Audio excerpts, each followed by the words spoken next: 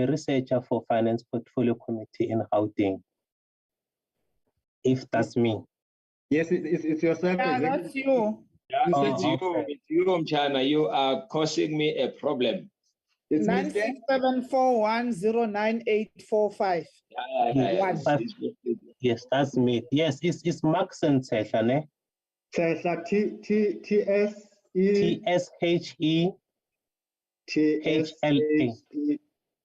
HLE.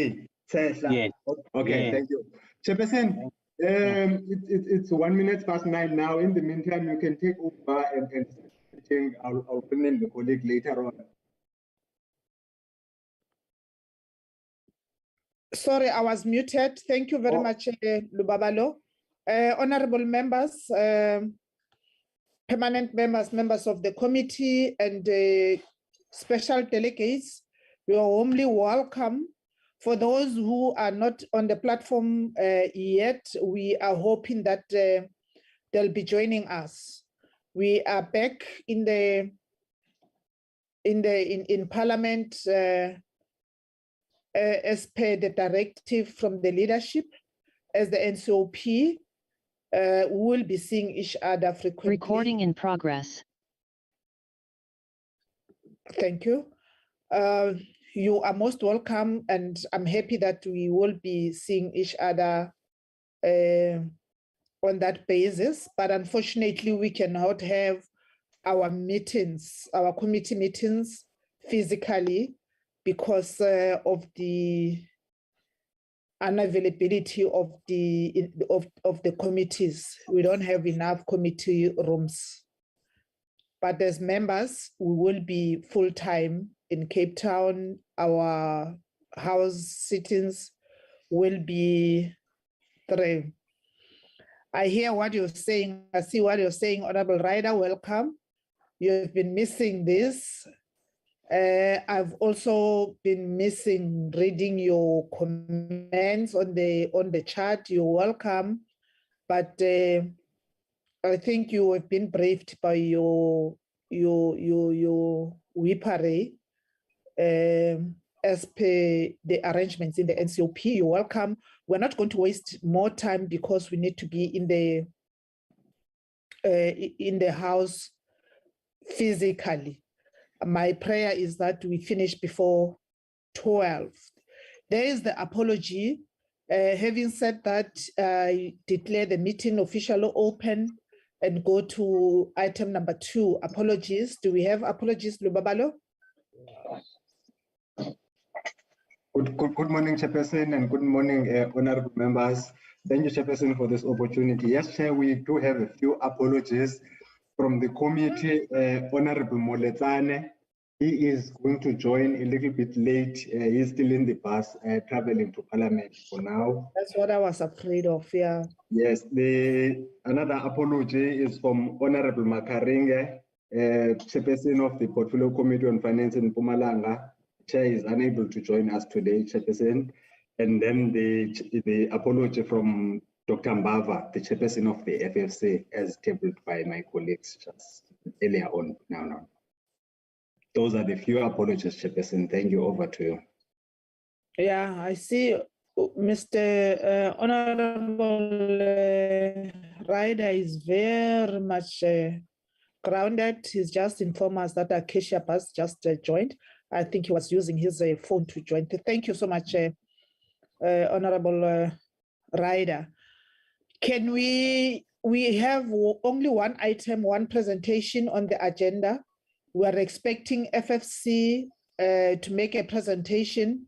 Let me officially welcome you, Team FFC.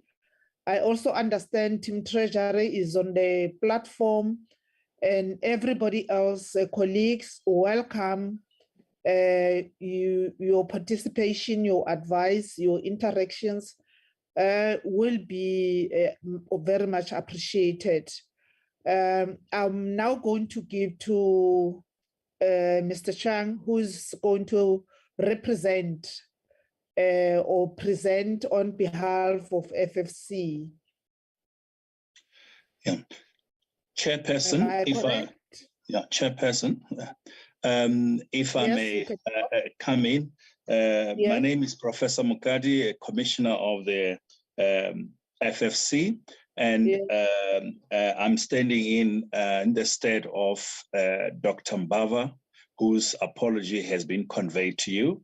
I also apologize that for the moment, I'm not able to be on camera. As soon as the technical glitch is sorted out, I will definitely make sure that I do show my face.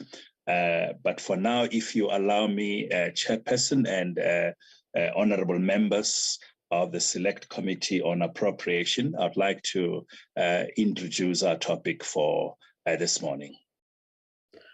Okay, so I'm heading over to FFC. I just want to see my professor's face first. He says he can't open he's still struggling to open his video, but I've made a plea that we'll appreciate if members or whoever is making a presentation or talking opens his or her camera, including you, my comrades. I just hear your voice, but I didn't see you as you were speaking. Yes. Okay, over to you. Yes. Now, Chairperson, as I have apologized, as soon as the technical glitch is sorted out, I'll definitely do show my face. But for now, if I were to introduce our topic, the theme for 2023-2024 submission is addressing socio-economic vulnerabilities through fiscal transparency and strategy. Chairperson, over the past 2 years, the government has tried to balance the maintenance of fiscal sustainability alongside the need to provide social relief interventions in the face of the pandemic, rising unemployment and widening inequality due to joblessness. This effort has been marred by a myriad of delivery shortcomings, irregularities, fruitless and wasteful spending, and a deepening of corruption, exacerbating the country's already vulnerable fiscal position. So on behalf of the FFC, I now want to hand over to the head of research, Mr. Chen Tseng, who will then provide the outline and together with his team for our presentation. Thank you, Chairperson. Thank you, and good morning, Honourable Chair and members. And I understand that there are chairs of our provinces and colleagues of the NCOP.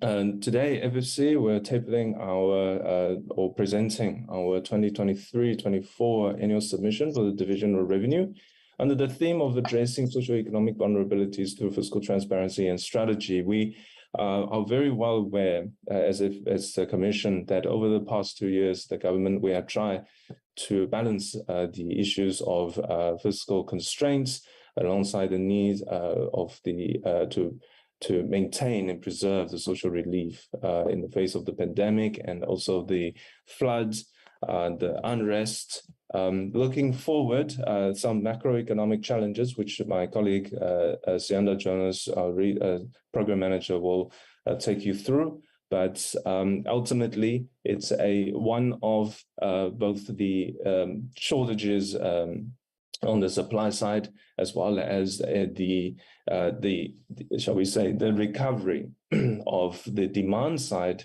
that we are seeing that is struggling to sort of respond to the dynamics of the world, and resulting in this disjuncture that is ultimately inflation, so uncertainties around prices. And that's why in recent months and days, we've seen this escalation overall in price, in inflation, globally and as well as domestically. And that also adds on, when it comes to structural issues, it starts to diverge into very specific and core items.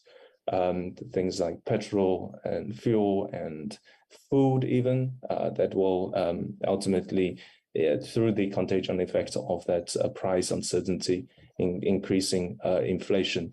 But without further ado, let me hand over to Sienda for the first part, and then Gianni will come in the second, and then the part 3 will be taken by Sasha Peters. So handing over to you, Sienda, please. Thank you, Chair and Chair. Thank you, Chair, and good morning, Chairperson and honorable members. So I'll take the first part, and I'll start by providing the context within which we are tabling or presenting the submission. So you can move to the next slide. And what we saw in the first quarter of 2020 is that GDP increased by 1.9%. That's returning to pre-pandemic productivity levels. And we saw that the recovery was mainly driven by household expenditure and exports of goods and services. But what we note is that the recovery still remains vulnerable and susceptible to global and domestic risk, as also mentioned by Chen, which relate to price stability and price hikes. Next slide. Sustainable growth is also essential for addressing the deficit and debt. And what we saw is that according to the budget review 2022, the consolidated budget deficit is projected to narrow to 4.2% of GDP in 2025. And the government debt is also expected to stabilize to 75.1%. And all of this is backed on growth. So sustainable growth is important to ensure that we address the deficit and debt. Next slide, please. And then when we looked at unemployment, we also saw that while unemployment continues to be persistently high, there was a decrease in the first quarter, and we saw an official unemployment rate fell to 35.3% it fell to 34.5, sorry about that, 34.5% in the first quarter of 2022. And this is owed to the relaxed restrictions and things going back to normal. Next slide. And what we saw is that the unemployment rate decreased in six of the 9 provinces in the first quarter of 2022, which also, as we said, that we owe this to the relaxed regulations, COVID regulations, or relaxed restrictions. So next slide.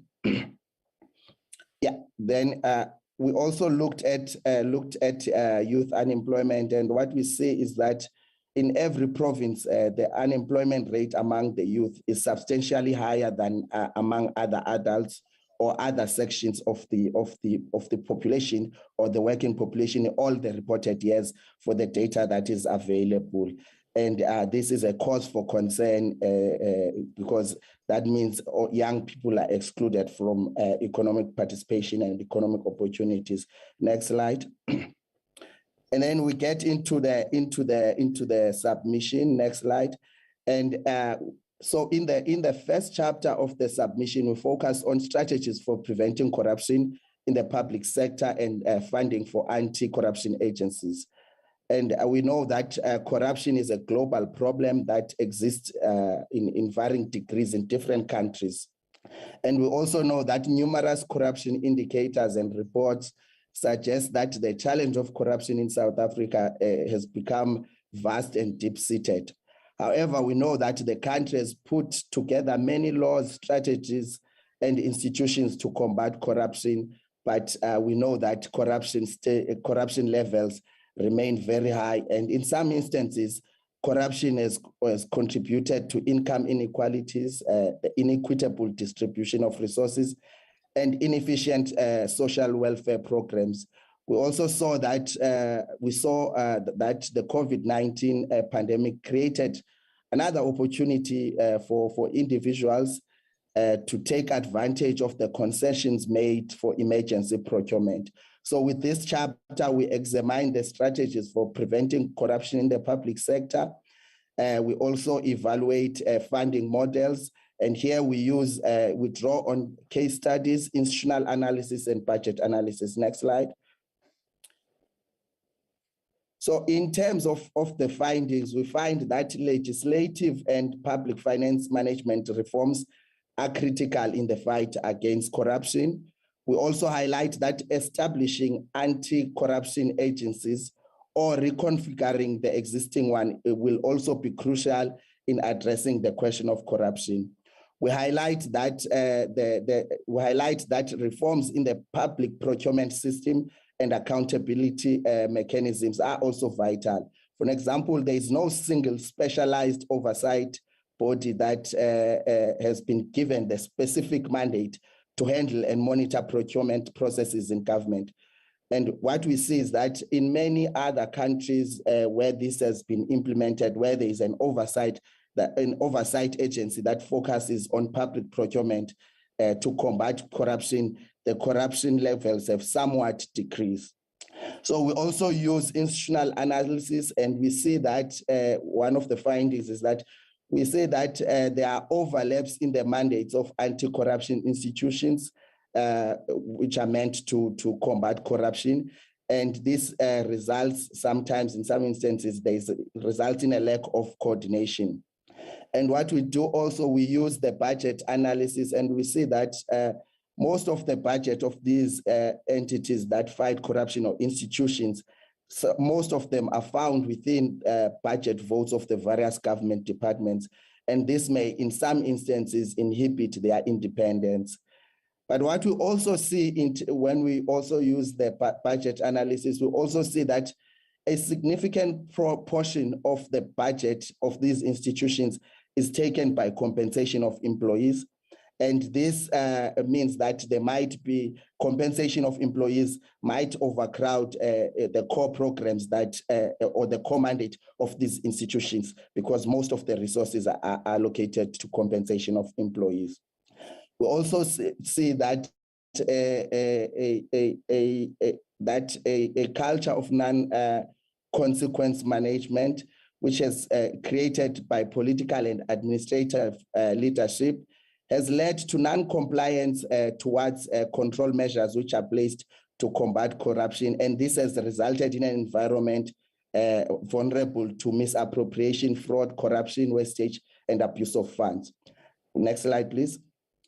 And then in terms of the recommendations, I'm not gonna go through all of them. I think some of them have already touched on them around the issue of one of the prerequisites for any measure to fight corruption and move towards support of anti-corruption reforms is consistent political will for good governance and accountability. So it is important that there is political will to ensure accountability. We also make a recommendation that the presidency, in line with what we've already said around political commitment, needs to renew the governance structures of anti-corruption agencies through the National Anti-Corruption Strategy. This is to make them more effective and ensure that there is coordination among the institutions that are already there. Next slide. And then we also make a recommendation that the presidency should consider establishing a public procurement authority that is mandated with ensuring transparency and standardization of government contracts. I think I've already touched on this, ensuring that there is a specific entity that deals with public procurement corruption. Next slide. And then we go into chapter 2. I'm trying to move fast in the interest of time. We go into chapter 2, and in chapter 2, we focus on youth unemployment and intergovernmental fiscal relations. And I think we know that the government has, over the years, committed a significant resources in terms of policies, legislatures, and legislation and programs to address the problem of unemployment, and especially as it relates to youth unemployment. And moreover, the government, or South Africa General, has also set up many publicly funded institutions and agencies to address the question of unemployment. And with many of these agencies having a special focus on youth, these agencies or institutions include National Youth Development Agency, SITAs, the recently launched Presidential Youth Employment Initiative. And all of these aim to promote youth development and employment. And many of these are funded using intergovernmental fiscal instruments, such as conditional grants and equitable share allocations. Next slide.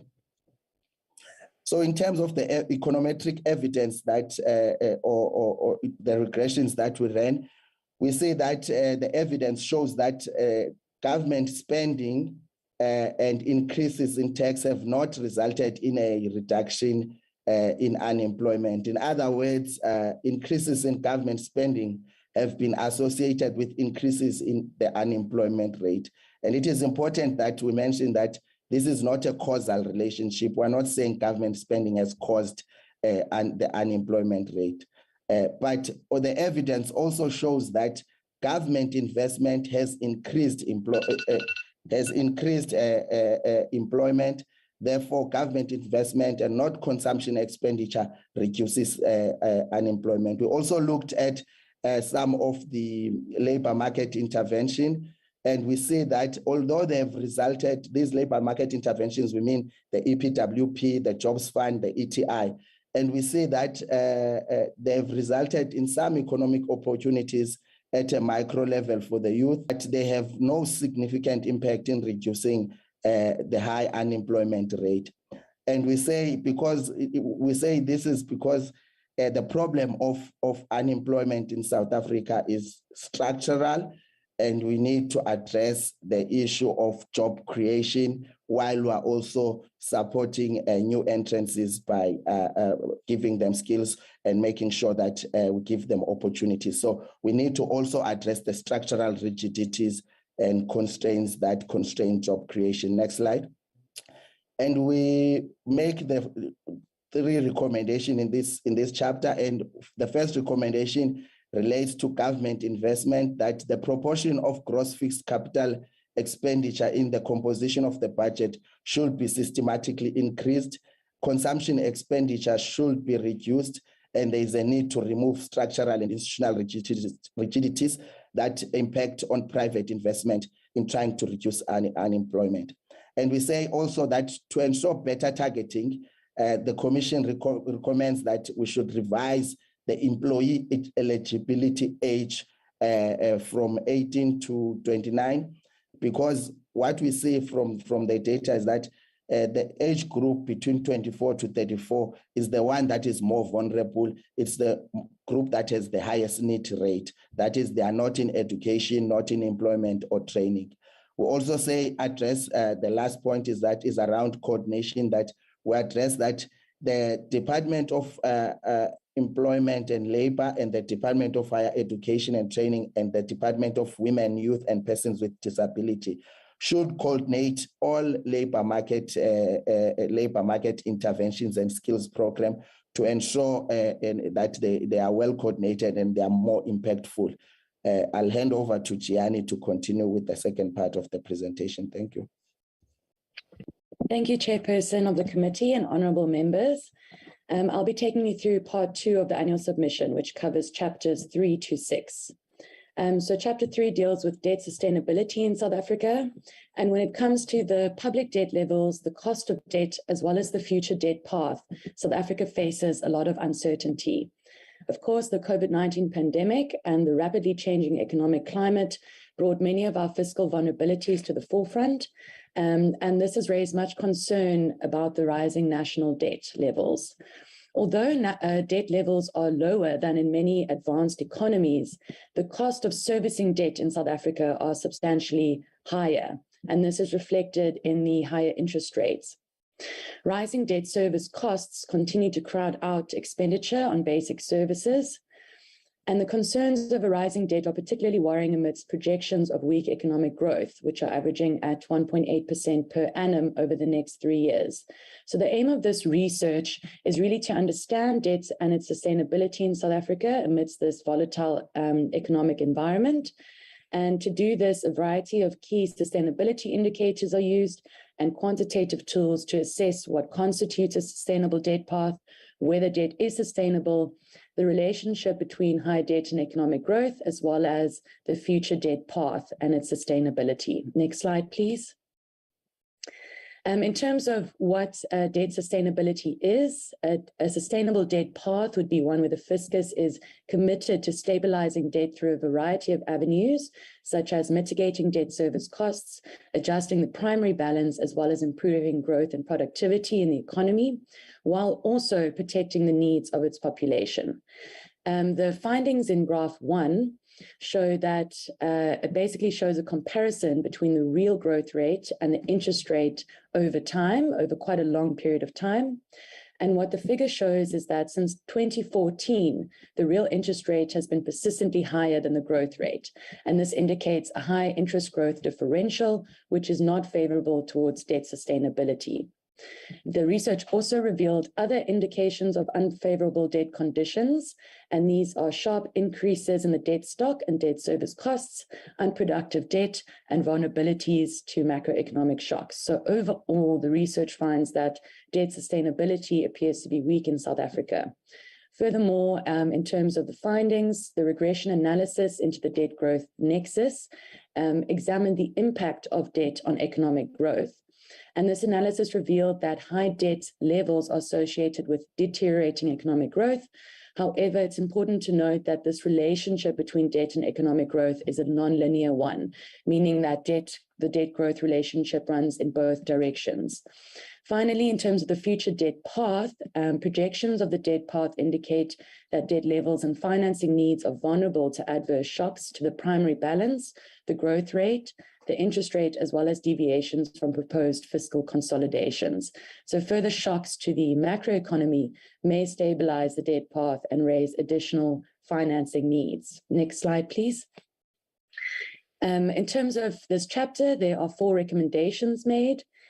Firstly, the fiscus, through the Minister of Finance, must strive to rein in the rising debt service costs. As we know, this comprises a substantial portion of the budget and detracts from allocations for the provision of essential services. The Commission supports pro-growth fiscal consolidation and any efforts the government makes to reduce the borrowing requirement. Secondly, the Minister of Finance, it is recommended that there must be fiscal discipline exercised and maintained through active debt management and regular reporting, as well as to cost and sustainability under the current strained debt conditions, and that such discipline should be exercised throughout all spheres of government. Thirdly, weak productivity and expenditure should be addressed in order to create job-enhancing and income-generating growth that is inclusive through quality expenditure and investment-enticing reforms. And finally, it is recommended that investor confidence be boosted in order to promoted through signaling that public debt is sustainable in the long run, and in order to reduce our sovereign risk ratings and thereby the cost of debt. Next slide, please. Chapter 4 deals with affluence and inequality in South Africa's labour market. As we know, income inequality has remained persistently high in the post-apartheid era, and this undermines inclusive growth, constrains aggregate performance of the economy, and as we've seen, also contributes towards social unrests, which can cost the fiscus billions of rands. Slow and stagnant economic growth over the past decade, alongside suppressed and unequal growth in wages, has limited the extent to which cash transfers can reduce income inequality. Increasing income inequalities also potentially undermines our long-term fiscal sustainability, given that the state is very dependent on personal income tax as a source of revenue. So the aim of this chapter is to really investigate earnings inequality in South Africa's labour market, and look at post-apartheid earnings trends across different income groups, not only to emphasize and look at the extent of inequality in the labour market, but also to identify key shortfalls in the policy environment. Next slide, please. In terms of some of the key findings, income inequality in South Africa remains to be the highest, amongst the highest in the world across both advanced and emerging BRICS economies, with the Gini coefficient well above 0.6. Looking at how total monthly earnings is distributed across the population, almost half of total monthly earnings in real terms went to the richest 10% of the population, the top decile. Only 11% of total monthly earnings went to the poorest half of the population, and this is significantly less than the 17% which accrued to the most affluent top 1% of the population. Looking at more trends, wage growth between 1995 and 2017 appears to be slow across almost the entire earnings distribution, with the exception of the top 1% who have seen substantial income gains over this period. The study also took into account some demographic features of earnings inequality, and not only did this reveal the persisting gender wage gap in the labor market, it also indicated that even decades after the end of apartheid, earnings inequality is still highly segregated along racial lines. Then there was a brief analysis into industries in South Africa that revealed that the economy tends to be dominated by the services industry across all earnings groups. Finance tends to dominate amongst the most affluent of the South African population, while trade, domestic services, and agriculture are more prominent amongst the poorest half of the population. And furthermore, it was noted that the number of persons employed in the manufacturing sector appears to have declined between 2010 and 2017. Next slide, please. So only 2 recommendations were made in terms of this chapter.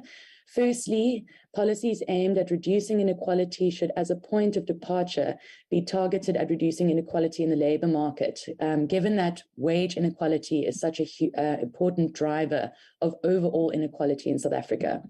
This requires policies that enable large-scale job creation, as well as more equitable wage growth across different sectors of the economy, and in turn may require greater investment into labor-intensive industries that are more able and equipped to absorb low-skilled workers into the labor market.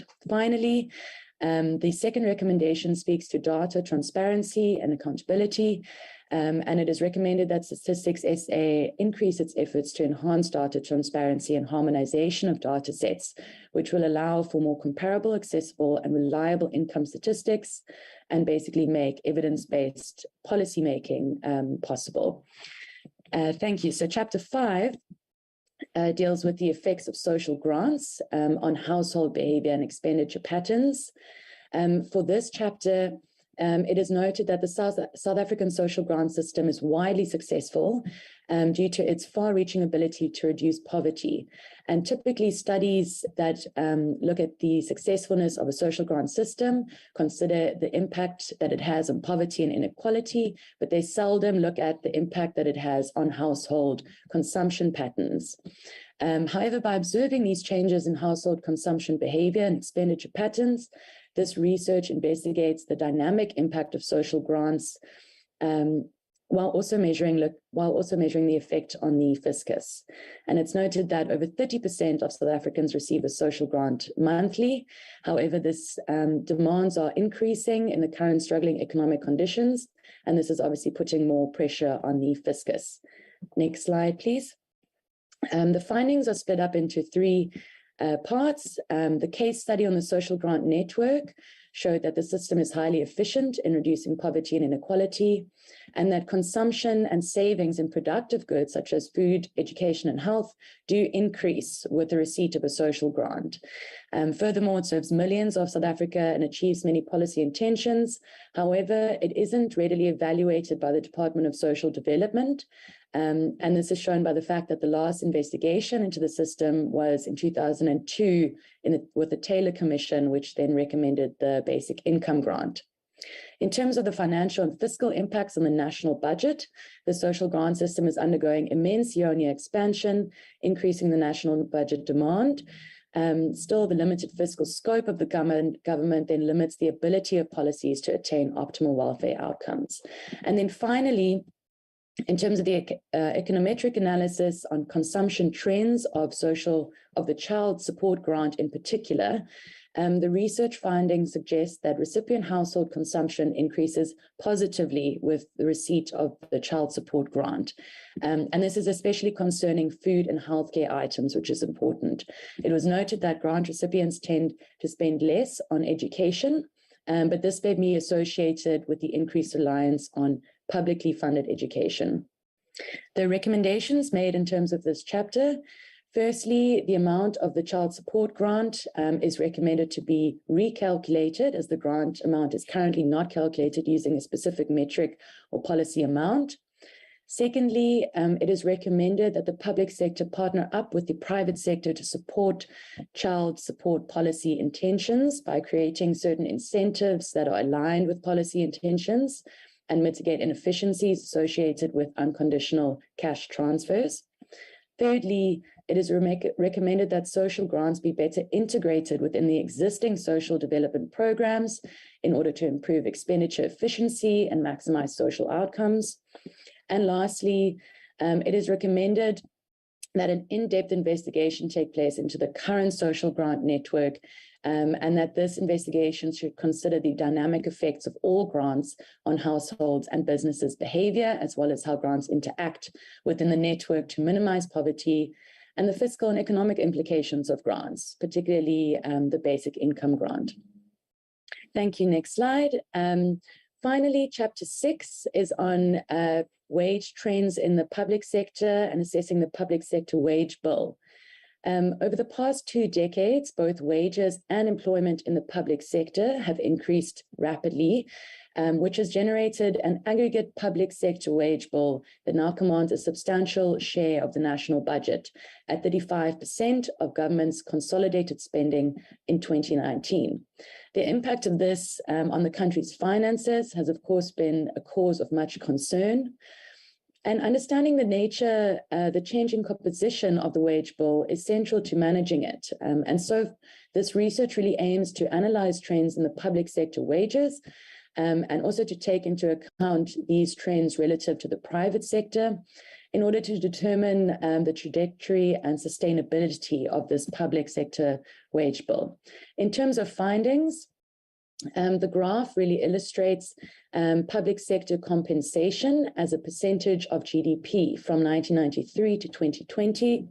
And it basically just shows how public sector wages were very high in 1993, but dropped very sharply in the mid-90s, and then grew dramatically from 2008 onwards. So although the financial crisis would have likely played a role in this due to the declining GDP, the study revealed that this was mainly actually due to administrative changes in the pay schedule that resulted in larger wage increases for specific public sector employees. So it continued to rise as a portion of GDP to almost the 1993 levels to above 14%. Next slide, please. The second graphs really compare the private and public sector wage distributions across 3 different years.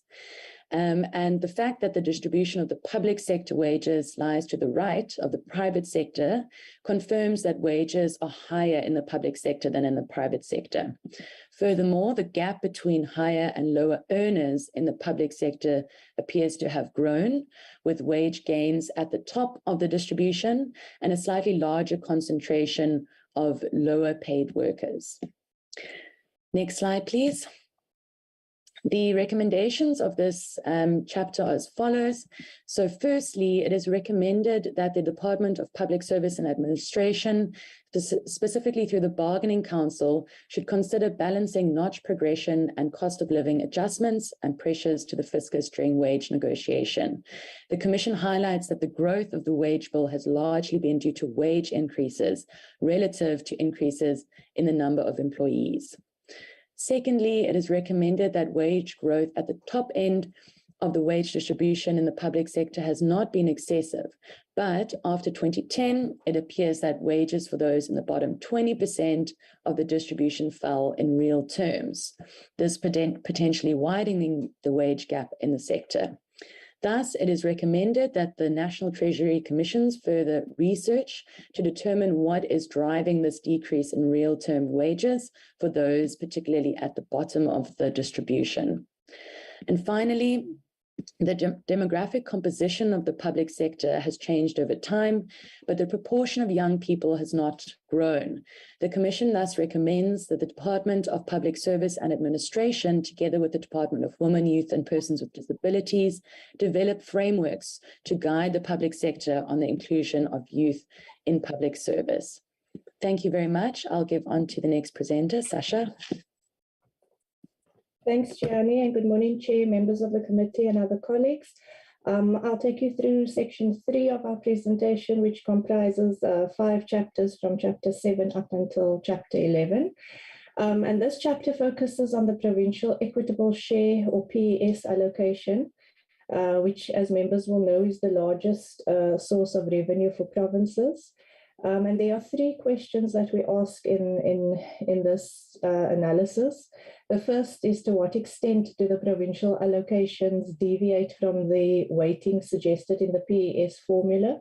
As members will know, the PES allocation is formula driven, consisting with that formula consisting of 6 components, and each component has an indicative weighting. So, for example, the education component has a weighting of 48%. We know that provinces don't have to spend 48% of their PES allocation on education. However, this weighting is based on historical spending and the priority attached to that sector. So the first question there is looking at to what extent provinces are spending in line with these weightings. Secondly, we wanted to look at how provinces adjust when faced with financial pressure. And finally, we wanted to find out to what extent the PES and other IGFR instruments consider the changing social structure characterizing the 9 provinces. If we look at the findings, next slide, please. So there are 3 findings we'd like to highlight. The first relates to whether the provincial allocations mimic or deviate from the suggested weightings contained in the PES formula. And we look specifically at education and health. And as I mentioned on the previous slide, education has an indicative weighting of 48%, whilst health has a weighting of 27%.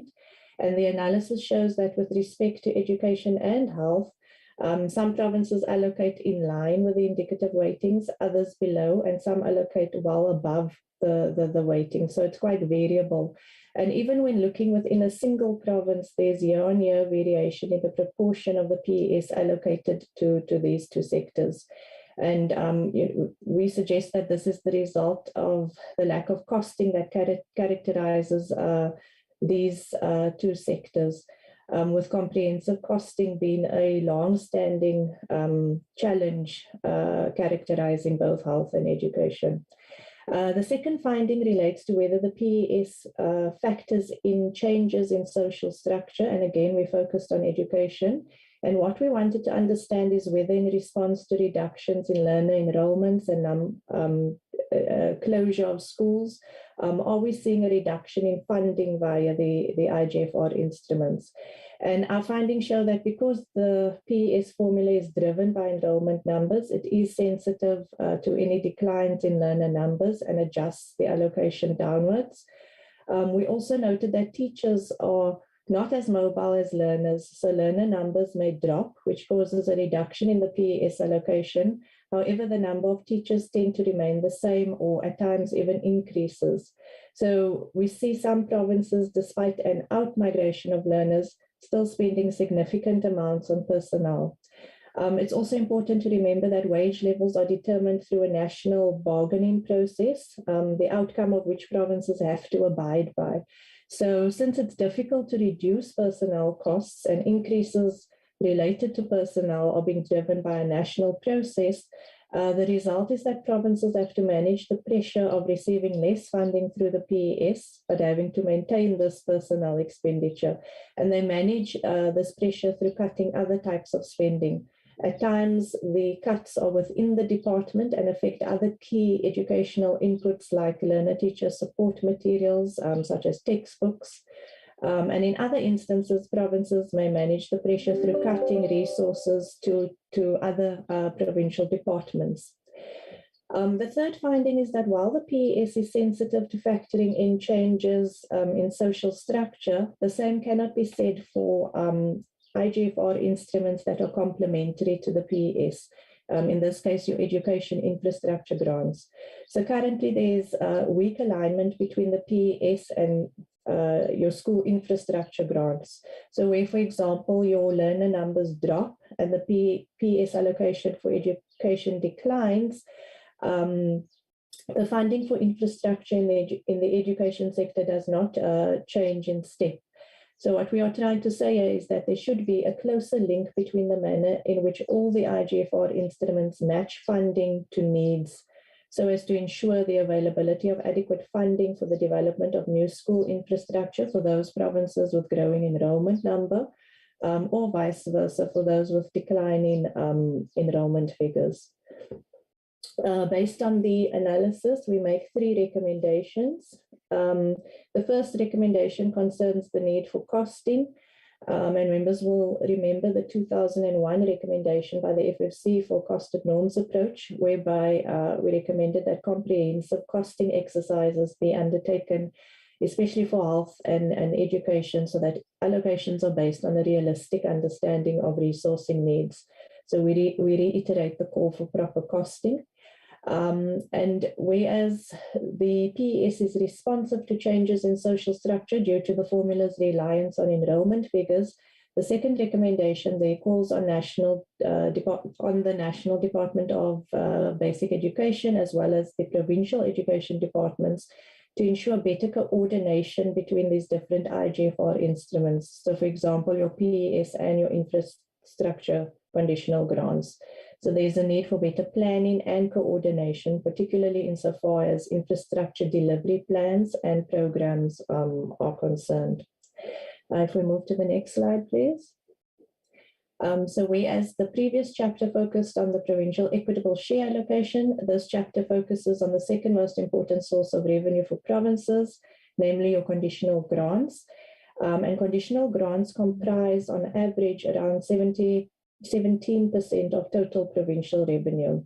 And basically in this chapter, we conduct a 25-year review of provincial conditional grants, and we focused on 4 elements, namely the number and quantum of conditional grant funding, sudden changes in grants, such as reclassification, for example. We looked at alignment between grant design and objectives, and we also looked at the allocation criteria underpinning the grants. Thank you. There are numerous findings coming out of the analysis. I'll pick on a few. The first finding emphasizes the significant growth in the overall contribution of conditional grants as a share of total provincial transfers. Whereas conditional grant revenue comprised 11% of total provincial transfers in 1998, it reached nearly 20% as at 2021. And in rand terms, provinces have received over 13 trillion rand in conditional grant allocations over the period 1998 to 2021. Looking at the issue of continuity, a total of 85 provincial grants have been introduced with an average lifespan of 5.6 years. 27 of the grants existed for only 1 year. And it's unclear whether the average lifespan of 5.6 years is sufficient for the grants to achieve their intended objectives, or whether the ones-off grants that existed for only a year are temporary enough to result in the anticipated outcomes. There are also 4 conditional grants that have been in the system for more than 20 years, so almost being a permanent feature of the IGFR system. And we know that the intention with conditional grants is that they do not become a permanent feature of the IGFR system. It's also important to note that the grant frameworks seldom stipulate the anticipated duration of these grants at inception. In terms of grant design, we note that the 3 largest provincial conditional grants, your Education Infrastructure Grant, the HIV/AIDS Grant, and the Human Settlements Development Grant, are characterized by design flaws. And these generally relate to a lack of pre-introduction due diligence, poor classification, too many conditions, as well as too many administrative or opaque administrative conditions. The HIV/AIDS grant provides a good example of a grant with too many objectives. The grant has increased in scope to include several other components multiple times, and a number of these components are unrelated to the HIV/AIDS pandemic. So in 2016, a TB component was added. We had a community outreach services component as well as a malaria elimination component added in 2018. A human papillomavirus component was added in 2019. Health services and oncology services components were included in 2021. So significant expansion of the grant, but it's not always neatly tied to the original objective of the HIV and AIDS grant.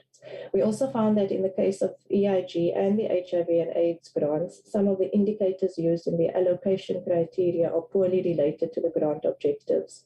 So the education infrastructure grant, for example, the allocation criteria does not contain any school infrastructure specific need indicators, yet its focus is squarely on school infrastructure. So for this chapter, we have 4 recommendations. The first recommendation is to revise the grant scheduling system so as to create clearer alignment across grant objectives, grant conditions, and outcomes. Secondly, with respect to the education infrastructure grant, we recommend that the allocation formula be updated, again, to ensure a clear link between grant need indicators and grant objectives. With respect to the HIV and AIDS conditional grant, we recommend that the subcomponents of the grant that are unrelated to the grant objectives be merged into the PES. And the fourth recommendation is that for the sake of transparency, the allocation formula of each grant must be included in the grant framework. Moving to the next slide, please. The next chapter focuses on budgets, performance, and the right to basic education. And what prompted this research is the concern around how the existing consolidation efforts will affect access to education. And while this is an important consideration, as the FFC, we did not want to look at this issue in isolation or without considering the extent to which the basic education sector is spending its current resources efficiently. Thus, the focus of the analysis was to assess the efficiency of current basic education spending and to reflect on how basic education spending can be reprioritized so as to ensure that the most essential elements related to the right to basic education are protected. Moving to the next slide, please. In terms of findings, there are 4 that we'd like to highlight. The first finding relates to data. I think it's the 3rd bullet on that slide.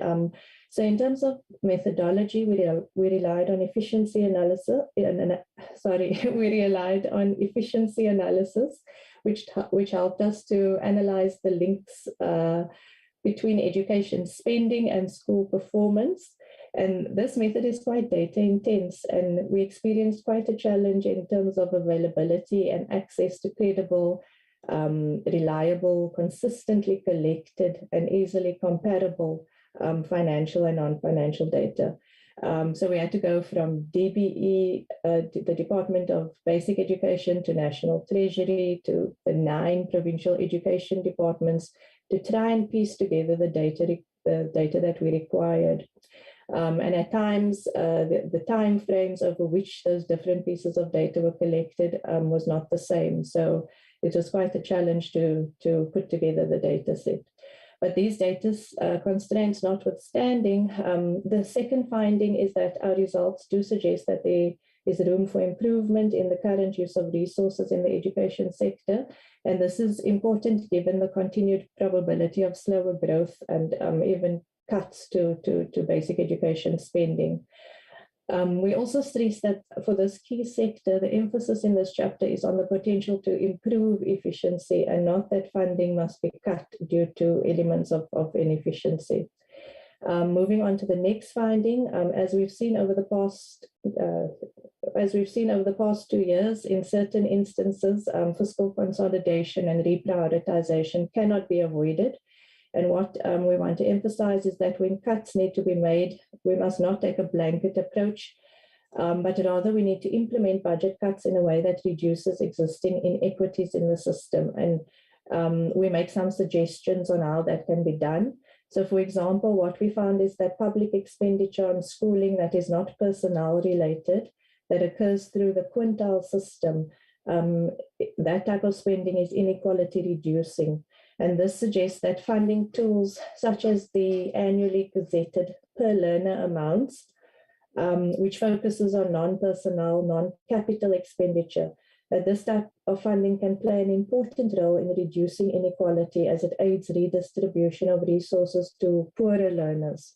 So let's, what we're saying is let's protect this pocket of funding, even when cuts need to be made, let them not affect the quintile based per learner amounts.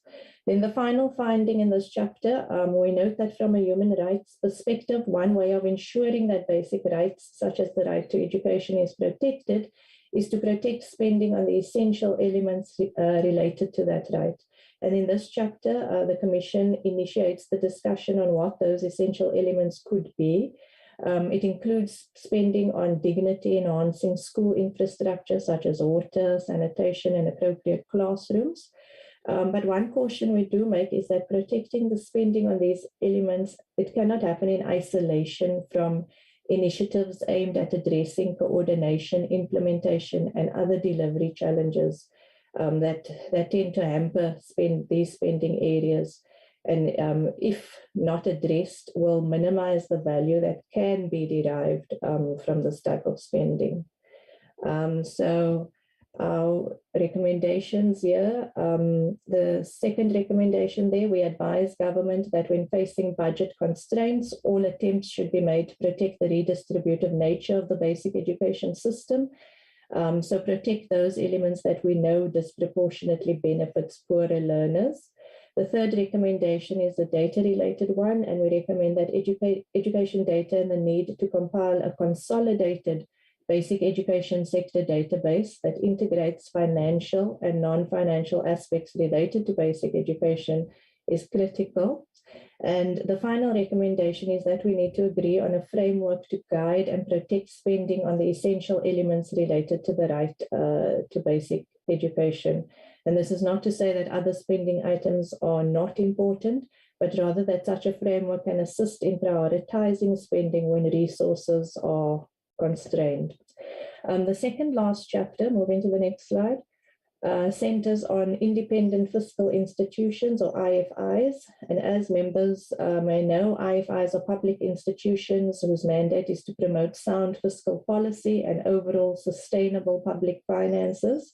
And the specific aim of this analysis was to assess the effectiveness of IFIs as well as their influence on fiscal outcomes. And we looked at 7 international case studies as listed on that slide. And the South African or home case studies with the Parliamentary Budget Office, or PBO, and ourselves, the FFC. And our aim was to distill lessons for our South African IFIs, particularly with respect to the design and operational features of successful IFIs around the world. And there are 4 key findings that emanate from that analysis. The first finding relates to the mandate and functions of IFIs, and our analysis shows that 75% of IFIs are involved in assessing macroeconomic and budgetary forecasts, and all of them publish reports on these findings. The second finding concerns the independence of IFIs, and we find that the majority of IFIs enjoy legal and operational independence. They are able to safeguard their budgets, they are free to hire staff, and can access information required to fulfill their mandates. In terms of composition and institutional models, most IFIs are parliamentary budget offices. They take the form of parliamentary budget offices. 14% are standalone institutions. Then in terms of impact, 29% of IFIs require fiscal authorities to either comply with their recommendations or to explain any deviations from the recommendations they've made. 14% are mandated to have formal consultations or hearings as part of the budget formulation process. Moving to the recommendations, based on those findings of the various case studies, a number of recommendations are made. I'll pick on 3 of them. If we look at the second recommendation there, we recommend that the PBO and FFC should cost all government policies or legislation that impacts on fiscal policy. The fifth recommendation there concerns the need for PBO and FFC to have timely access to all data and information, to all methodologies and assumptions underpinning budget planning. And finally, number 7, we recommend that the FFC and PBO be formally consulted on issues of budget formulation and execution. This last chapter has a distinct local government focus. It focuses on district municipalities. And what prompted this research is the dominant role assigned to district municipalities in the District Development Model, or DDM, that was introduced in 2019. And as members will know, the DDM is basically a model promoting better and joint planning across the 3 spheres of government. And within this model, district municipalities are meant to play a leading coordination and planning role. And the problem is that district municipalities were assigned this role against the backdrop of numerous districts being dysfunctional or in a state of distress. And our research, in this research, we undertake an analysis of the powers and functions of district municipalities, including importantly, the funding framework, with a view to making recommendations on how district municipalities can be repositioned to play the role envisaged for them in the district development model. And as members, moving to the next slide, please.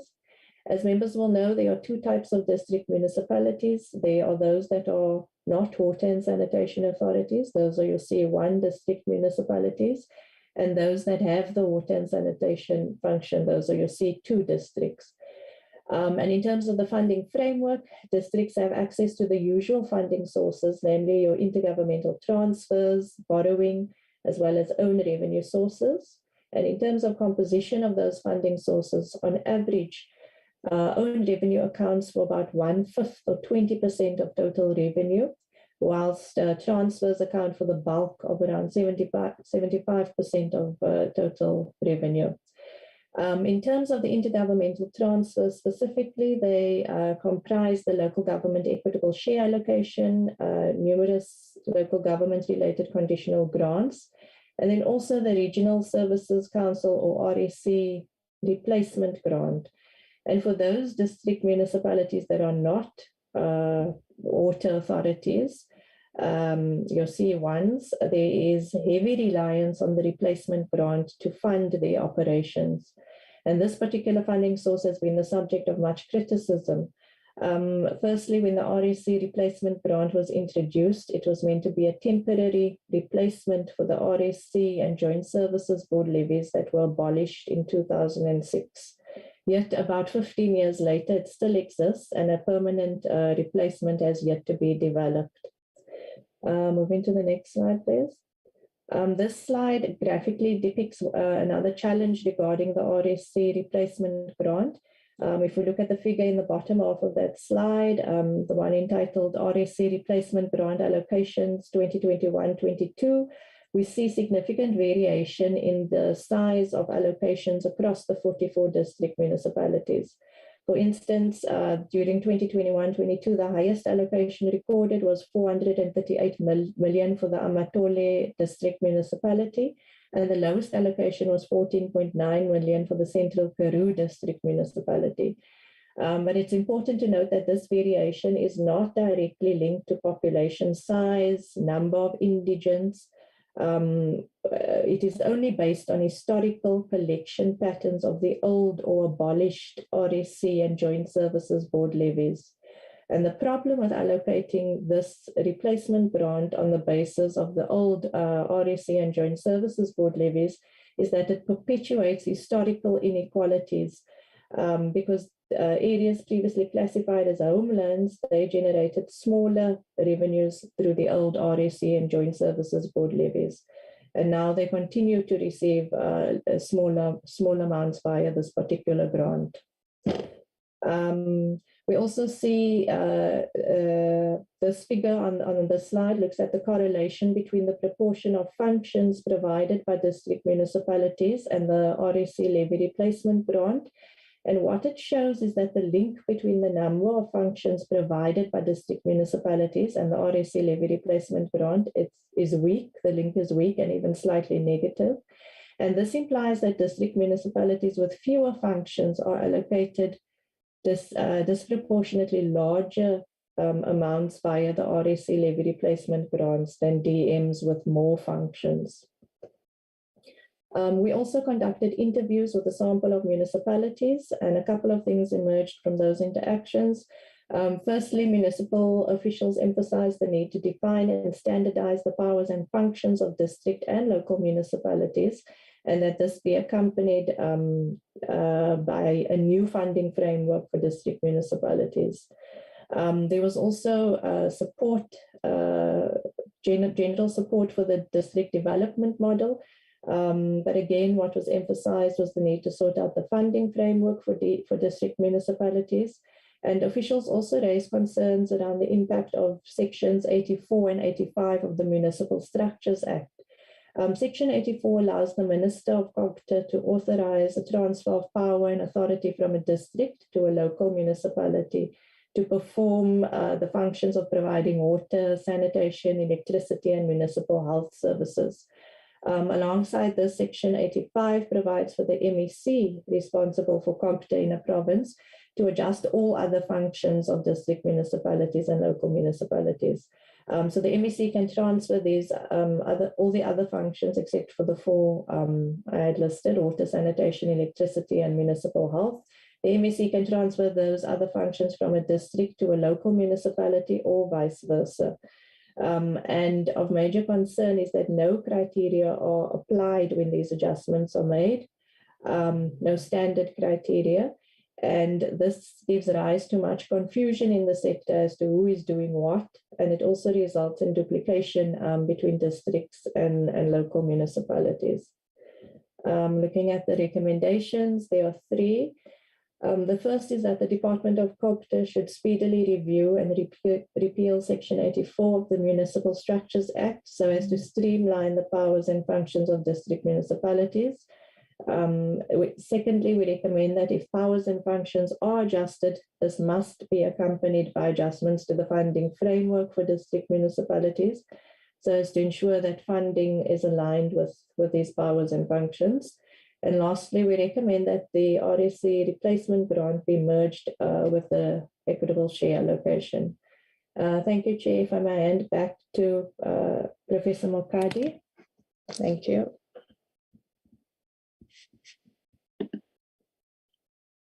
Back to you, Professor. Thank you very much, Chairperson and honorable members. That concludes our 2023-24 Division of Revenue, and my thanks goes to Chen and his team. And Chairperson, may I hand over to you? We are all yours for questions and clarity or comments as the House sees fit. Thank you, Chair. I think Honorable MPs still want to see you. We can only see your head. Is it better now, Chair? Yeah. Thank you very much. Yeah, members, please use your raise your hand function for deliberations. Welcome, Comrade Bandile. I see you here. Comrade Karim Mamarakhani, the pilot, Ndatem Letsani, you're all welcome. We understand that why you joined a bit late. While you're doing you're raising your hands and preparing your questions, I want to have some few comments, or if not one, and directed to, we know we only had one presentation and our questions will be directed to FFC. You have spoken about the lack of costing in education and health. However, for me, I just want to emphasize that this lack of costing that you have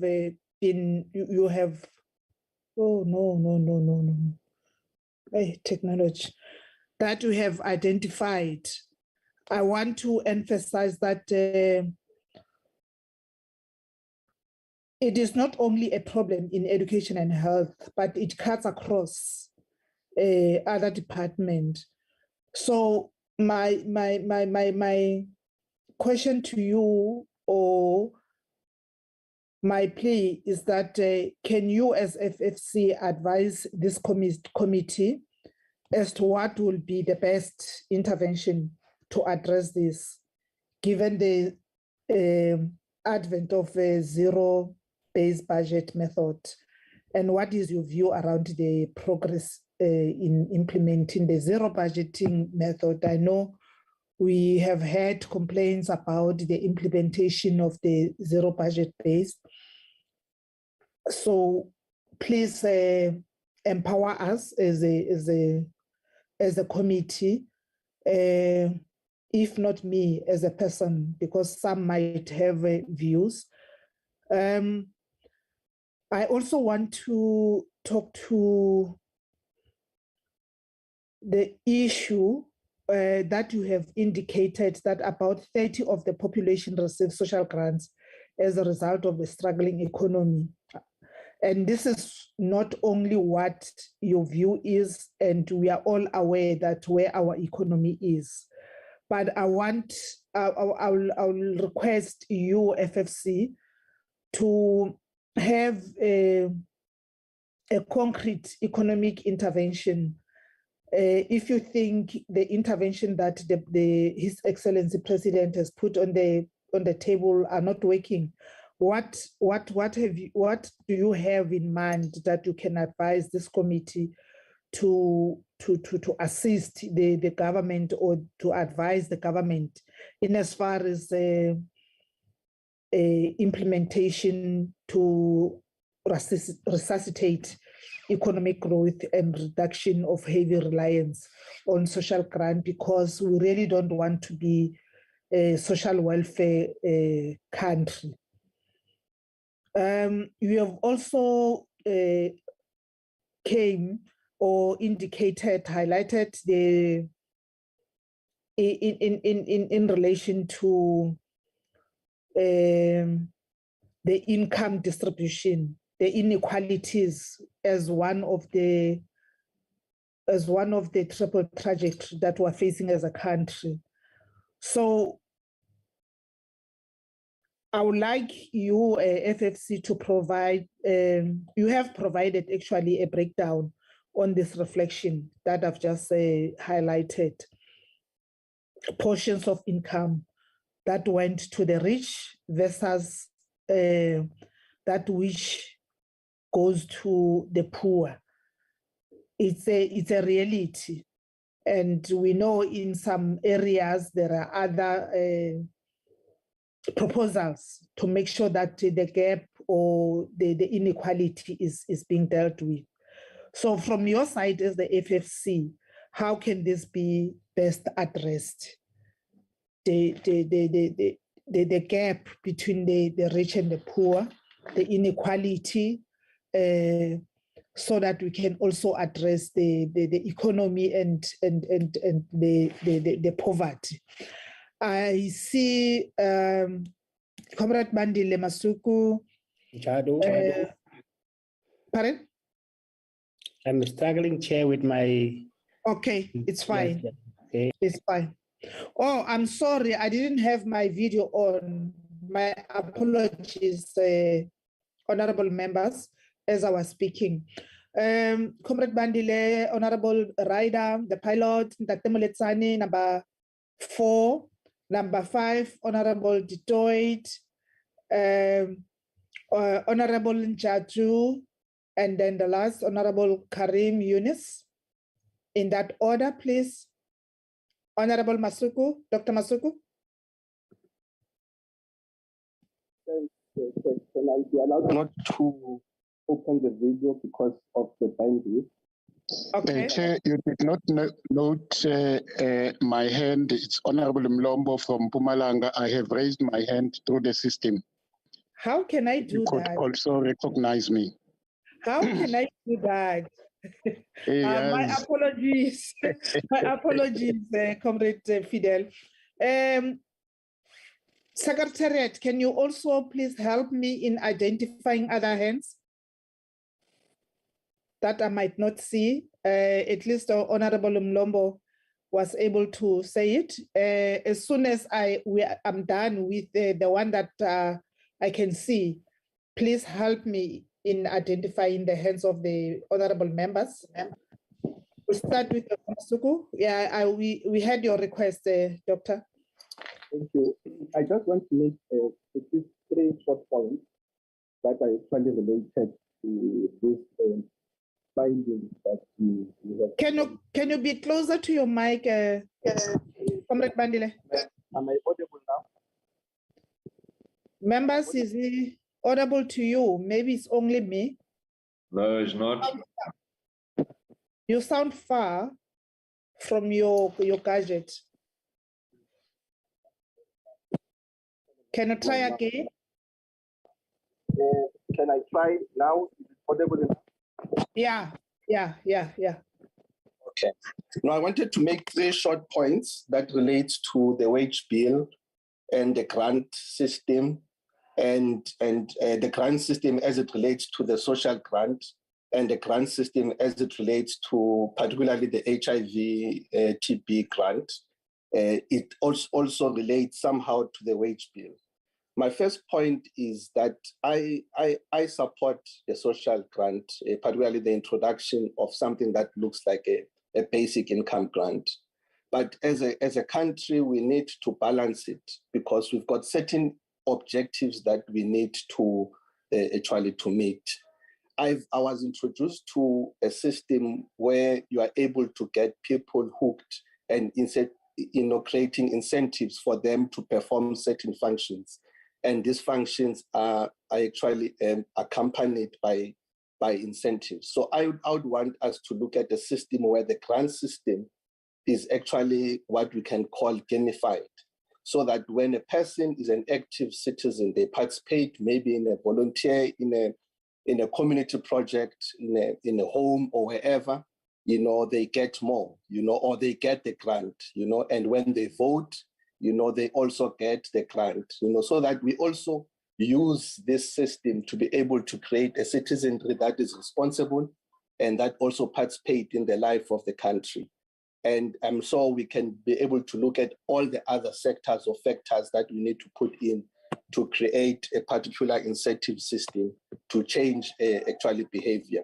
This is the only way that, or not the only way, it's one way that we can be able to make sure that the grant system is not only a grant system for people that are not active in the life of the country. And I think maybe it's something that the Commission can help us with on how we can be able to. I know countries like Brazil, they have a system like that. When you don't vote or participate in any life of the country, some of the grants you don't get, or some of the benefits of being a citizen you don't get. The second part is about the wage bill. I've been raising this, and I know that I might sound a bit selfish or subjective, because the wage bill, as it relates to education, health, and police, for that matter, it's something that we need to see how we can be able not to look at it as a particular cost, but as a part of investment. Because the more these sectors have got a high intensive labor-related work, it reduces the actual cost of running, the system. I'll make an example. The more you have nurses in our hospitals or in our clinics, manning the clinics, midwives, and so on, it will reduce our medical legal litigation bill, and it will also make sure that the system becomes effective. The inefficiencies that we get in the system are all because some of it are because of the shortage of human resource. And the more we put pressure on health departments to reduce their cost in wages or their cost in salaries, we're actually pushing them to be inefficient and pushing them to run the system at a high cost. And I think it's something that we need to look at. We are complaining about security, our safety and security in the country, and we still want to say that the police service cannot be able to employ more actually police. That's not okay. And I think as a state, the government must look at a system where some of these sectors are looked at in a different way and not within the parameters or the paradigm of making sure that we reduce the cost of wages. So that will be my plea, and I'm certain that with research we can be able to get more on how this can be done. Related to it, it's the usage of grants, because the grant system that we get, you would know that in health, there's something called community healthcare workers. It's a new cohort of workers. And initially, these are people that walk the street, that do the tracing, that do the tracking, that make sure that there's compliance in terms of taking of treatment, whether it's TB, ARV, or any other treatment. And this is a cost that we can be able to benefit from as a country. But now within the grant system that we have, particularly the HIV, TB grant system, which has got much of outreach, it doesn't cater for such workers and cohort. It's something that maybe you can be able to assist us or assist me to understand that if we have a function that is important, that can alleviate and meet the objectives of our program, why is it not able to take care of the wages and the salaries? So it's something that I know that we need to engage on going forward. So in essence, these are people, when we do reduction, we're talking about the introduction of the national health insurance now. There's no way that we are going to afford the national health insurance if the form of the health system is delivered the way it is delivered now, which is more curative and not preventative. And we need to invest more on preventative aspect of the healthcare system, which will reduce the cost. And also within that, it will help us, within the paradigm that I've introduced of gamification, introducing incentives. We also have to introduce incentives in making sure that the health of an individual citizen is also in their hands, So the more they take part in screening programs, for TB, for cancer, for anything, they should be able to get some form of incentive, and that will increase the uptake and that will reduce the basic cost. So we need to have some form of a paradigm on how we do these things, because if we're going to follow the first world or the developed countries' model on how we run our budgets and our system, it will create some problems actually going forward. Thank you. Thank you, Honorable Masuku. I think as other members will be speaking, please let's mind our time so that we can accommodate all the members who wants to speak. That is appreciated, and one could understand the passion as a doctor as you were making your presentation or questions. The next one, Honorable Ryder. Thank you very much, Chairperson. Good morning, colleagues. And at the outset, a big thank you to the FFC for the enormous amount of work that has gone into preparing for today's presentation. I think that the information is, as always, most valuable and helps us to do our work. So I wanted to appreciate that. Chair, before I get into the discussion, I did note that in the attachments, there was a document attached with the full submission, and it said it was the, I think, publisher's copy. So I know that we got a booklet before. Mine is well used. If there are hard copies, certainly, please, I really would appreciate it. It makes it a lot easier to reference it as we run up to the process of DORA 2023-24. So yeah, please mark me down for a couple of copies. I do like to hand out to a few other colleagues as well.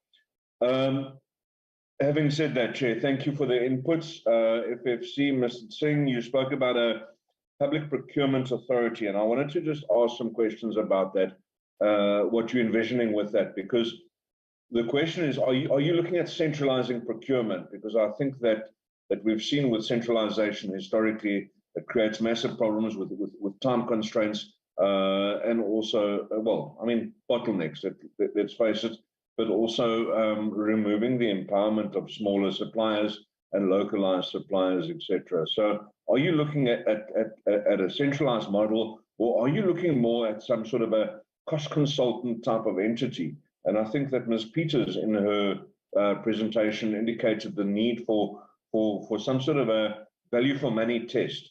And I do believe that a cost consultant type function would be very useful in terms of that, just, checking that there is value for money, checking procurement to see that no one's being ripped off in the process. Was that the way of thinking? And if you can just unpack that a little bit more for us. Spoke as well about the public debt, and of course couple that with the public wage bill, because I think the two are intrinsically linked. And whilst we continue with an out of control public wage bill, I think that our efforts to claw back on that public debt are going to remain under pressure. The indications are that there is going to be another windfall from SARS this year, and would perhaps FFC can guide us. Would they see that windfall being best used as a get out of jail free card to fund a few things that are not funded in the current budget, or would it be better to look at reducing public debt? A comment there. I'm inviting comment. Slide 24 was quite interesting to me, and that spoke about two issues, and it spoke about using the labor market to target inequality. And I think that in an environment of 46% unemployment on the broader definition, using the labor market to target inequality, I think, to me, is totally misguided. You're not getting to the majority of your population. It's actually the people outside of the labor market that you need to be addressing through your policies in order to reduce inequality, and perhaps kind of opening up the labor market a little bit and getting rid of some of the more stringent things there would possibly be a better idea from my point of view. But also on slide 24, there was a comment about Stats SA needing to improve their transparency and talking about consistency of data sets, etc. And I thought that was very useful and very interesting. I'd like to know more about it. And obviously, I understand that there were time constraints with the presentation, but I think that that's quite an important thing for us as a committee to look at, because Stats SA provides a very important role in decision making. But if their data sets are not consistent, obviously that makes it very difficult to compare things. Perhaps we can intervene and try and give them a bit of information to help them help us, perhaps. The next discussion that I wanted to get into was talking about the provincial equitable share, and the fact that so Ms. Peters seemed to almost contradict herself in parts, and I just want to understand a little bit more. Remember, you're talking to politicians, you need to talk simply, and perhaps you can just unpack for us. You spoke about provinces having almost too much say in how they spend the equitable share, and I thought that was pretty much the intention of equitable share. And then you spoke a little bit later about grants, direct or indirect, seem to be increasing far above the level of PES, and the fact that needs to be addressed. So I just want to maybe get a short summary of what the FFC is saying.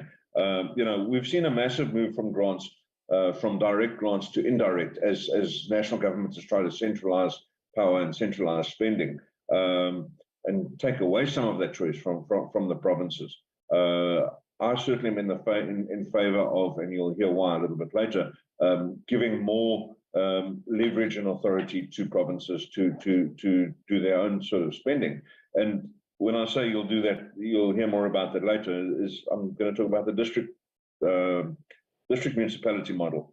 And the comment was made, district municipalities by and large are dysfunctional, and yet you have islands of excellence in the locals that feed into the districts.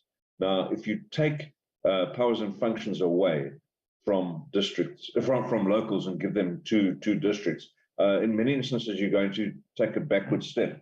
And I just wanted to point out as well. So you spoke about Section 84 of the Structures Act, and Section 85(2) of the Structures Act is very important, where it says that the MEC may allocate powers and functions only if the municipality lacks the capacity to perform. So to change Section 84, I think, would be very dangerous and may actually end up changing the ability of where certain locals are actually doing a great job. And I mean, we see, there's between 12 and 18 that really are functioning extremely well.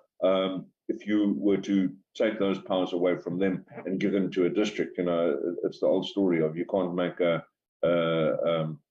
you can't put a healthy donkey and a sick donkey in the same kraal. They're both going to end up sick. They're not both going to end up well. Yeah, and I do think that. So here's the deal: standardizing powers and functions across districts and locals is not appropriate. And that's coming from my experience. I come out of local government. In a Gauteng environment, the districts have got a certain function. If you go and look in a Northern Cape or an Eastern Cape perspective, the districts have a much greater role to play, and there's a big difference there in what they need to do to step in and help the locals. Whereas in a Gauteng perspective, that's probably not necessary. It comes down to geographic space, the ability to attract skills, etc., etc. So I am totally opposed to standardizing powers and functions across the board. I think the C1, C2 model works reasonably well. Then the last thing, Chair, my very last point, Schedule 4 and 5 grants. Now, I grabbed an old Dora to try and work out the difference between Schedule 4 and 5 grants, and I don't see a distinct difference. And perhaps after 3 years in this role, I should know a little bit better, but perhaps the FFC can just teach us a little bit about the difference between what goes into Schedule 4 and what goes into Schedule 5. I'm going to leave it there, Chair. Thank you very much. Thank you, Honorable Ryder. Honorable Ocamp. Thank you, Honorable Chairperson. Chairperson, yeah, thank you firstly to the FFC for a very thorough presentation. There's a lot of information that needs to be digested in this, so we want to thank you for them. It's really, if you look at it, you can see that there's a lot of work that went into this. Chairperson, it's always easy to speak after Mr. Ryder spoke. Honorable Ryder touched on such a lot of items that I wanted to discuss, so I have been covered in part, but I do want to maybe emphasize a few points. We spoke about, or they spoke about, the debt service cost, and we know that our debt service costs keep on spiraling all the time. Then you hear stuff like the government taking over some of Eskom's debt. Now, my first question is, what will the impact on taking over those debts be on our financial position as a country?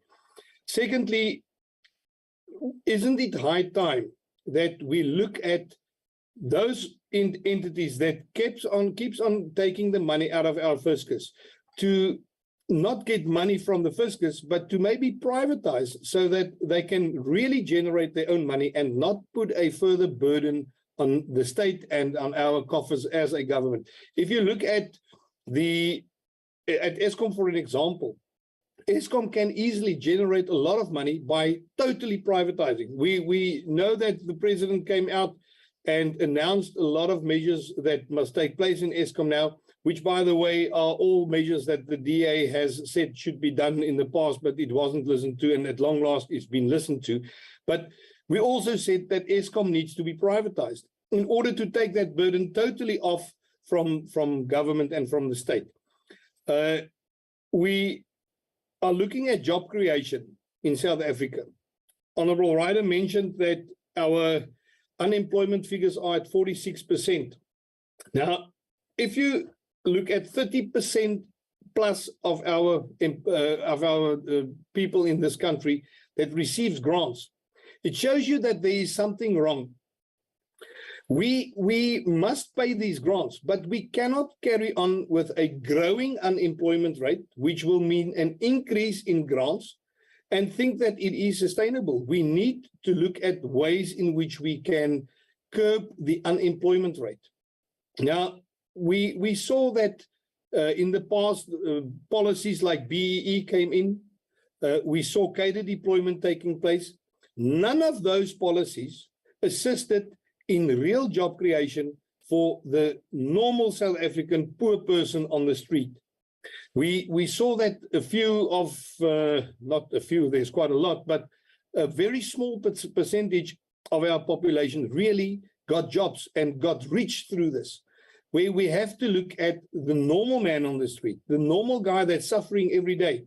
And by enforcing minimum wages, you are protecting the current workforce instead of expanding the workforce as it should be to help all South Africans to get jobs.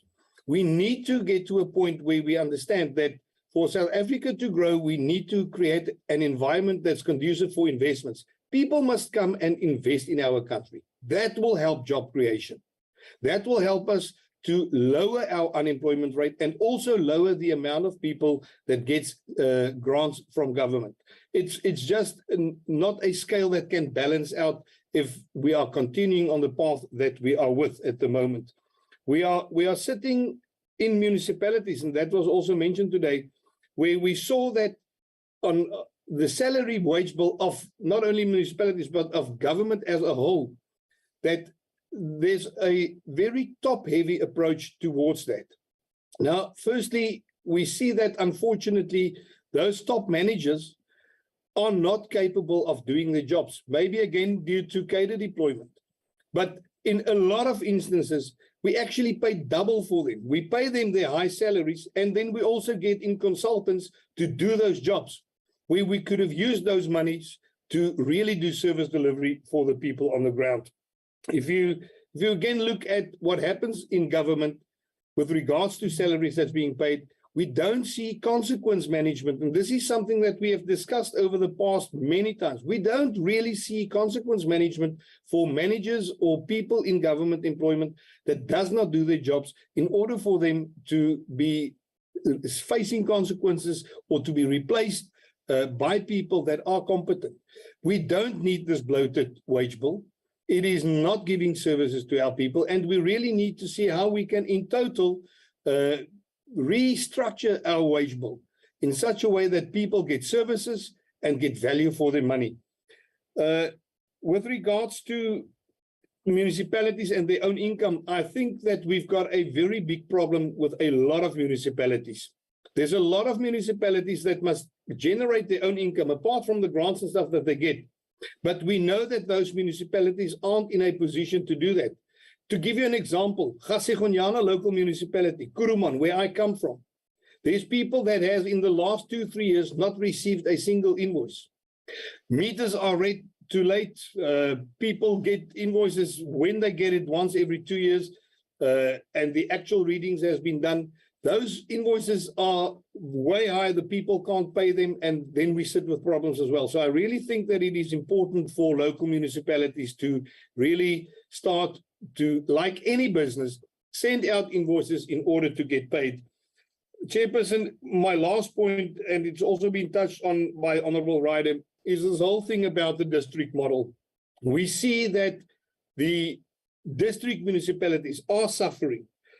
We've got a lot of problems with them, but yet the government is trying to put in, or the ANC is trying to put in this whole district model that will take power away from people on the ground and again put it on a higher sphere. Government works at its best when local people are organizing their own stuff, competent local people, by the way. So I really think that we've got to look at that and not just go for populist political stances on it, but really go and see what works for the people. Thank you, Honourable Chairperson. I have been covered with the rest. Thank you. Thank you, Honourable Okam. As much as I agree with most of the issues, which are policy issues, but you also have put the view which stands for as a party. But I will not be doing my work as the chairperson, as a deployee of the ANC, and to say that BEE, and I've said this several times, that one, we are not apologetic about the BEE. There's a reason why we had the BEE. We want to balance the imbalances of the past, and that's the best policy that we came with.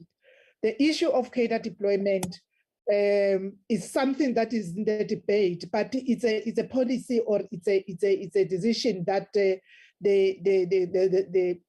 governing party has taken on. But I agree with you, irrespective of whether there's a cadre deployment or whatever. When you appoint or you deploy people, you need to deploy people or appoint people who are capable.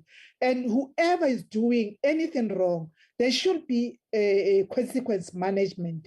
Doesn't matter what we call it or how that person came in, because you cannot immune the DA from the cadre deployment. There has been that debate. It's a public knowledge. So please let's not repeat what we have been debating on. I know this topic we've been debating on, and it's from the ANC side of you. I don't see anything changing. It's their policy, and you have the right also to talk to your own policies, because you represent the ANC, but I mean, you represent the DA. But at the same time, let's, with everything, try to work as a committee here and come up with ideas that are going to benefit either a member or citizens or the public as a whole. Chairperson, just if I may come in, we don't want to enter in a debate here, and I agree with you. We as a committee got to go and work towards achieving our goals as a committee. But you did comment now on my comments. Redress must take place, Honourable Chairperson, but we saw over the past 28 years that the way in which the ANC is trying to do this redress is not working, and it is to the detriment of our people. And that's why I say the current BEE format that government is doing is not working. Honourable, point of order, Chair. Point of order. Point of order, please. On what point of order are you? Just hold on, Honourable PC and Honourable Jatu. Honourable Okam, just finalize what we're saying, because I don't know if that's an order to me or what is it. But don't be tempted to go to debates. Now, Honourable Chairperson, I think as the Chairperson, you reacted on my comments, and that started a debate. And as I said, I don't want to go into a debate, but that is the points that we are having to look at in this committee. Okay. We as a committee have got the obligation to see Chair, I think given Ms. Honourable Okam, take a point, Honourable Okam, it's heard. But what I always encourage, and I'm not apologetic about it, that we need to debate issues as a committee which are relevant to the committee and are on the platform. And I don't see anything wrong that I've done in terms of responding to these things, because we need to help government. We need to do oversight over the executive committee. But if you bring in policies of the ANC into the committee, you are really triggering some of us to respond to those issues. And I'm requesting that we should not go there. I was just trying to correct that. Honourable Mpisi. Chairperson, I hear what you say. I'm bringing of this government that needs to be taken, but let's leave it at that. We can debate it on a later stage. It's just we will be blind if we don't face the realities of the problem. We are facing the reality, Honourable Okam. Just mute and let's allow other members who are order, Honourable Okam, order. Honourable, I'm really afraid of the truth. Order. Honourable Mpisi, do you still want to speak? No, Chair, I was calling a point of order on what Honourable Okam is trying to do. Because I think as the Chair, you have the right to comment on everything that we say in the meeting. And sure. I think it is up to us as members who are in the meeting to engage with whatever that he said, which is wrong. which is not truth, and I think we'll engage on the matter. So the order was that it was out of order for wanting to come back when you're doing your own comment as a chairperson. Thank you. Honorable Nchatu. Yeah, thank you very much, Chair. I'm giving you the opportunity because yes. Now it's Ntate Moletsane who must speak. Yes, just to say the order to Honorable Ocampo. I think we have received a presentation, and as members of this committee, we are responding to the presentation. Now, for Honorable Ocampo to bring in matters which are was not presented in this presentation, I think it's derailing the whole matter of engaging on the presentation. Thank you very much, Chair. That's not right. Ntate Moletsane. Thank you, Chairperson. Good morning to everyone. Let me also acknowledge the presentation, which with my understanding, that is what we are supposed to be dealing with, engaging about. But okay, with some other questions have been covered, Chairperson. I'm left with only one question that maybe I need clarity on it. Having listened to the presenter highlighting that there is a growing gap between the public service and the private sector salaries. Also bearing in mind the current state of economic challenges that we are facing, how is this going to impact on the ballooning wage bill of the government, and how can it be addressed? Thank you, Chairperson. Thank you very much, Honorable Moletsane. Honorable Titoit, you next. Thank you, Honorable Chair. Honorable Chair, I also want to appreciate the presentation. FSC, thank you for what you've done here and what you've presented. Chair, with reference to slide number 12, when they emphasize the fact that the corruption levels are high and that corruption is on the rise, we are seeing it on a daily basis. And we appreciate the fact that it's been put onto paper for all to see. And the fact that corruption have continued to income inequalities, inequitable distribution of resources, and insufficient welfare programs. Also, the lack of consequence management. Now, the Freedom Front Plus have alluded to this fact on numerous occasions in the past. The FFC's presentation indicated that earnings inequality is still high, highly segregated amongst racial lines. But Chair, the Honourable Ramaphosa mentioned on BEE in a weekly letter in May this year, and I'm quoting, we've gone backwards when it comes to increasing Black management control, upscaling skills development, and entrenching enterprise development, and broadening procurement to give opportunities to Black women and the youth, close quote. So it's evidence that this race-based legislation doesn't work, Chair. In spite of the fact that stricter legislation was introduced, bringing corruption into the picture, and all of this plays a very dark picture that is currently taking place in the country.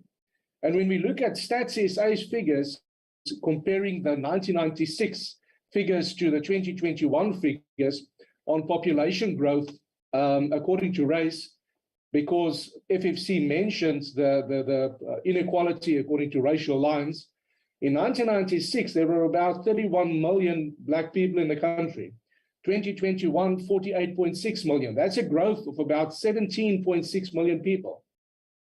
And then the white people, 4.4 million in 1996, 4.6 in 2021. So that's a 200,000 growth, excluding the whites that migrated and removed themselves from the country. And then on the colored side, 3.6 million to 5.29 million in 2021. That's a growth of 1.68 million. So comparing the Black and white, because that is what this is obviously about now, 200,000 growth from 1996, 2021 for whites, and 17.6 million growth from 1996 to 2021 on the Black side, obviously the gap would have increased. And I mean, implementing stricter legislation based on race will not solve the problem. It's evident that the corruption that's taking place is taking the whole cake, not even the biggest part of it. So this growth in population among certain racial groups obviously has a tremendous impact on the so-called racial inequality, Chair. And the population growth must be brought into the statistics. More strict legislation on this is not the answer. Statistics is a very interesting thing. I mean, if you can play it the way you want, you can say that more people die while sleeping in their beds, so a bed is a very dangerous object. So I'd appreciate it if in future, if we can maybe have a presentation bringing the population growth also into the equation to see what the real picture is, what is currently taking place. And one presenter mentioned that poverty resulted in social unrest, but there's evidence in numerous official reports on the recent social unrest that took place in July 2021 that states that it resulted from political instigating.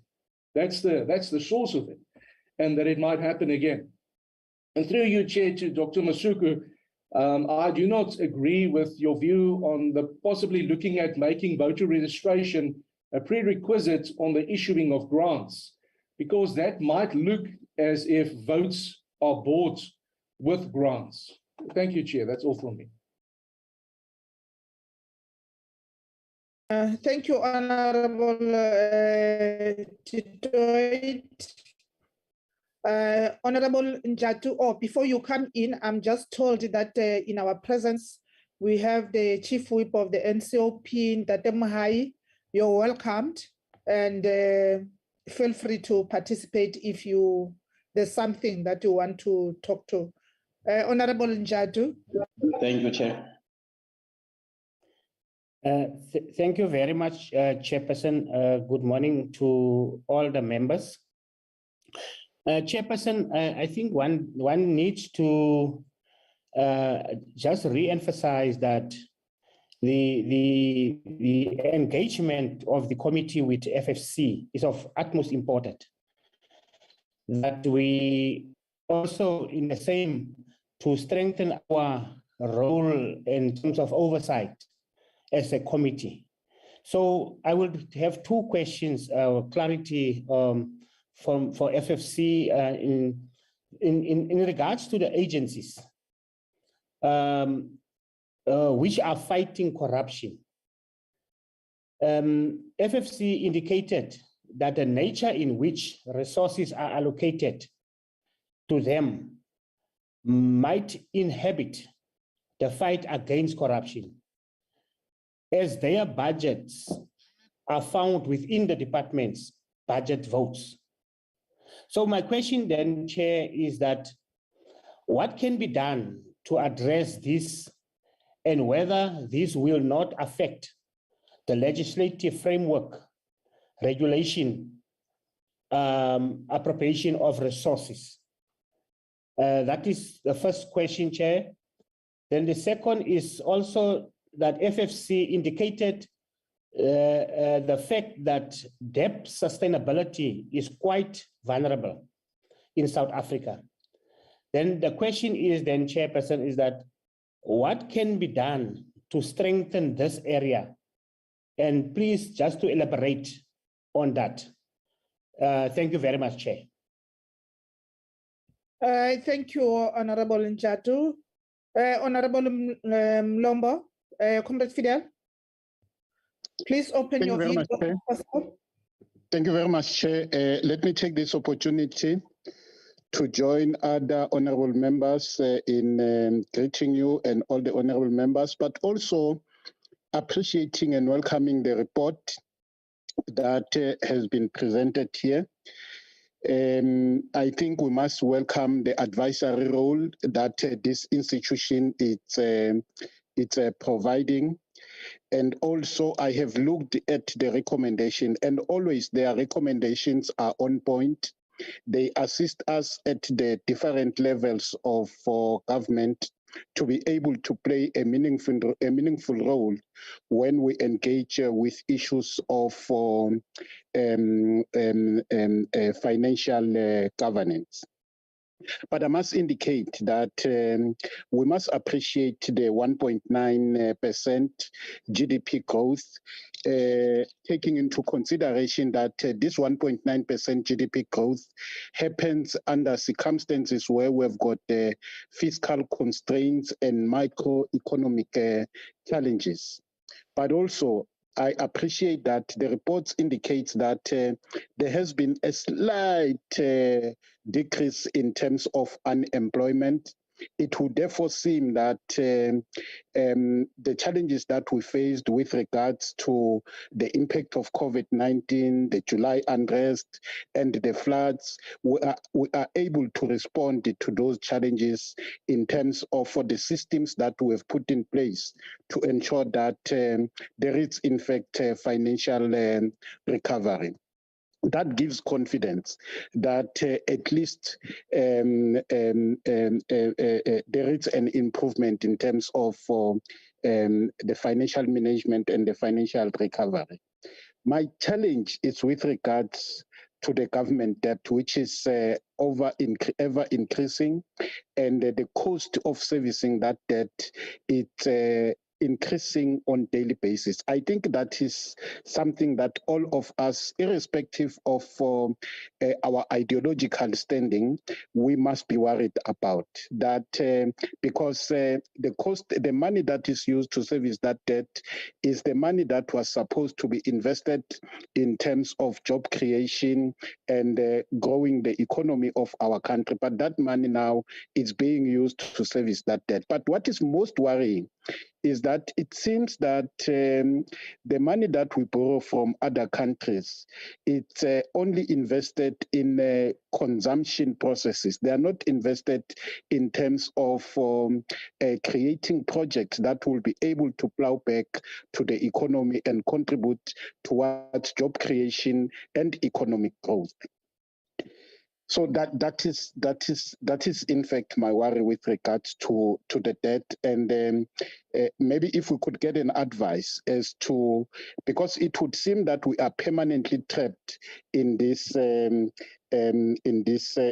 debt trap as a country like other countries across the globe. It's a matter that we'll have to debate and find a way as to how best can we find ourselves out of this debt trap that we find ourselves in. The other matter that I want to point out is with regard to the impact of the basic income grant, because I have listened, I've been part of the ANC policy conference.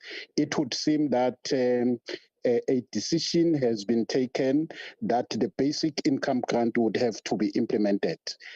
I want to appreciate and support that a basic income grant should be implemented in view of the report that the social grants are used mainly in terms of food and health services.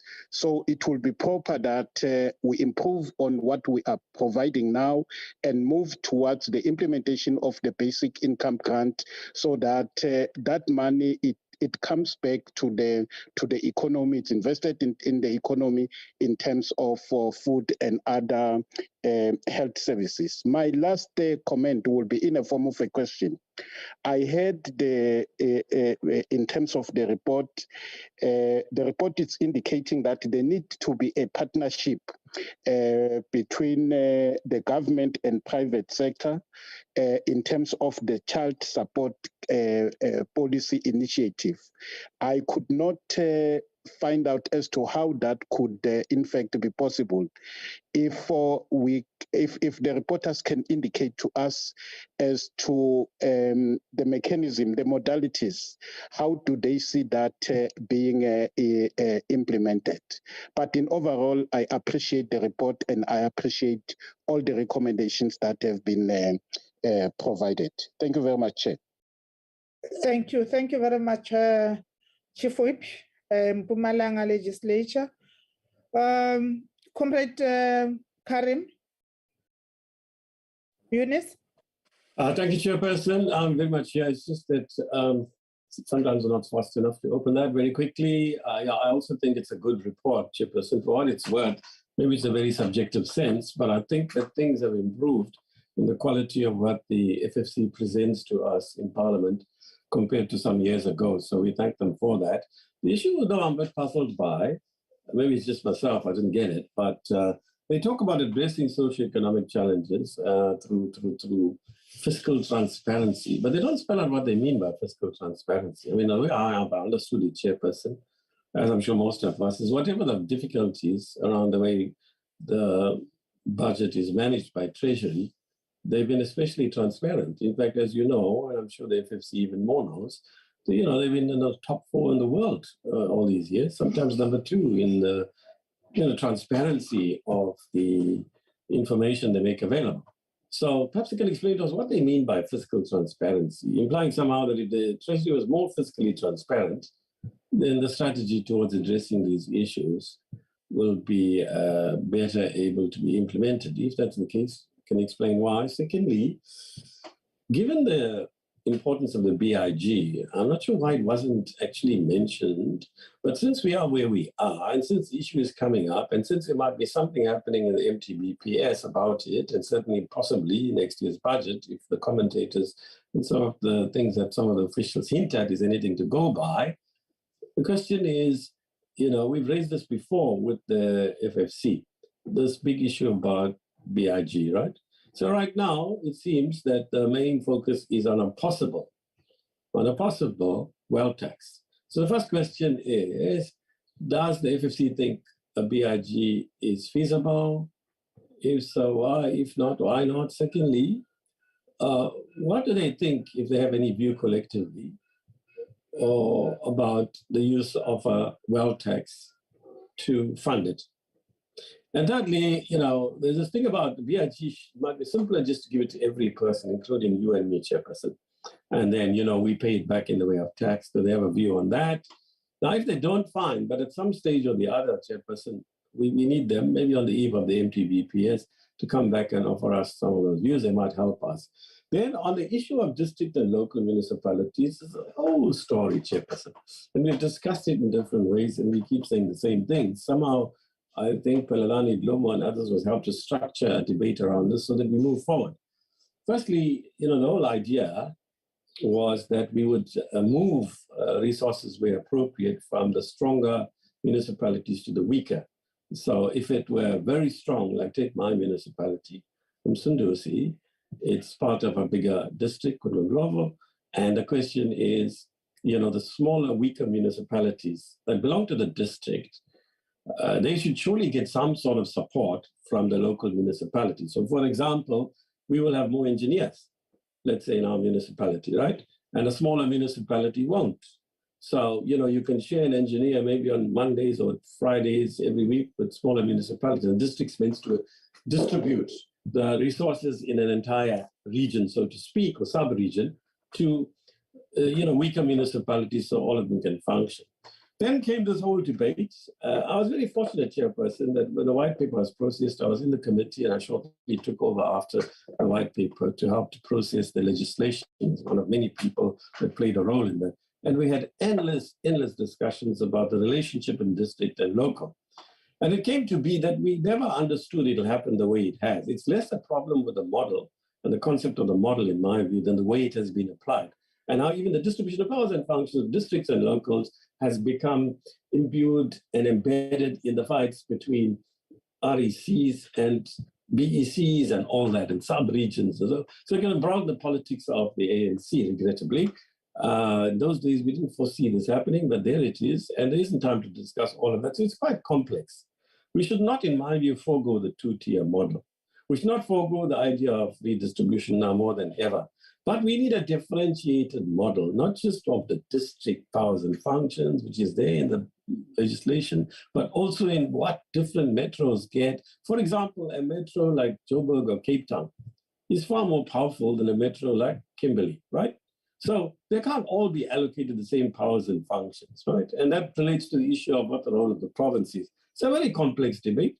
I don't think one can deal with it in like fleeting exchanges, the ones I'm offering and the ones Willie Alkamp and others have offered.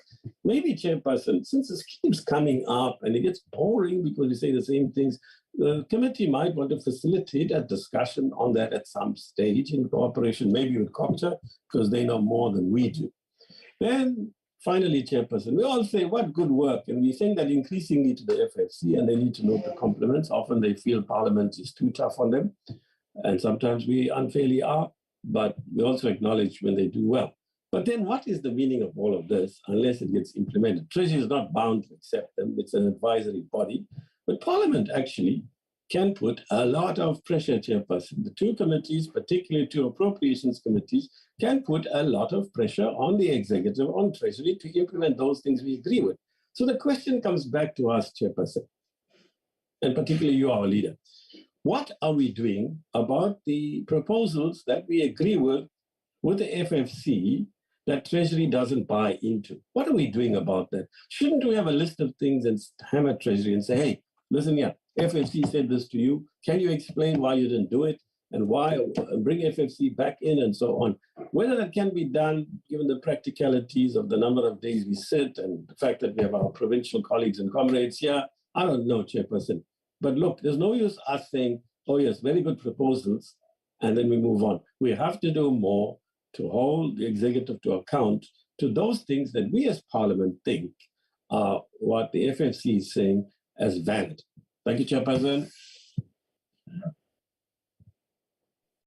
Thank you very much, Honorable Yunus Karim. Ndatem Hai, do you want to say something? I know we don't have the luxury of time, it's not on our side, but acknowledging your presence in our meeting, would you want to say something? No, Chair, I'm following the discussions quite well. And okay. I think the point that has been raised that one of the biggest challenges over a period of time is how do we follow on the recommendations that are made? I think Honorable Karim aptly captured the point very well. So thanks. Okay. All right. Thank you very much. I'm handing over now to Team FFC to respond, if possible, in summary to the issues that have been raised, ways of appreciation from the members, and also clarity-seeking questions. And my request is that, as usual, you don't do the presentation or redo the presentation, just respond and give advices where possible. Thank you. We need to go to the House now. Yes, thank you, Chair. Commissioner, Prof. Mokoti. Yes, thank you very much, Chair. And I'm not sure if there are any other commissioners on the platform, but if they are, I'm sure they would indicate. I just want to start off with the last point raised by Honorable Karim, which is what does the House do about recommendations or proposal made by the FFC, which the House agrees with, but which Treasury has disagreement with, and what process should be followed with regard to that. I think this is something that we would appreciate, and we hope that the House will take it to heart to follow up on that. And the FFC would always be willing to come in between and clarify further so that those proposals that are made can be fully implemented. It's an issue that we've been grappling with from time to time within the FFC to try to unlock these issues where recommendations have been made, but have not really been implemented as we'd like that to happen. Chairperson, if I were to also then refer to the issue raised by Honorable Masuku about the linking up the grant to issuance of grant to citizen participation. it's not that I would want to use the other response to it, which is that it's a reward for people, but rather to extend it to say that there is a need, broadly speaking, maybe at policy level, to introduce civic education and responsibility for citizens to ensure that they participate fully in democracy and the usefulness of voting as their responsibility. So it's something that would welcome, but at a broader level, where it's also linked up to the issue of corruption, where we say that in chapter 1 of our presentation, our submission, where we talk about issues of corruption, and we had a thorough study of that environment of instruments that have been put in place by government and how they fall short in terms of stemming that tide. And one of the things that we mention is citizenship activism. If citizens at a lower level do play a critical role in curbing that part, and perhaps citizens, when they are enlightened or educated or assisted to understand their role, that would also then play that role in which they participate fully in voting, as well as participating fully and having greater interest in ensuring that corruption is stemmed. It's pointless just to merely depend on what government is doing when there isn't any feeder at the lower ranks. In fact, we tested this view with Salga yesterday at a consultation with them. They're very much interested in that aspect, and they support our recommendation with regard to that citizenship activism. And we believe,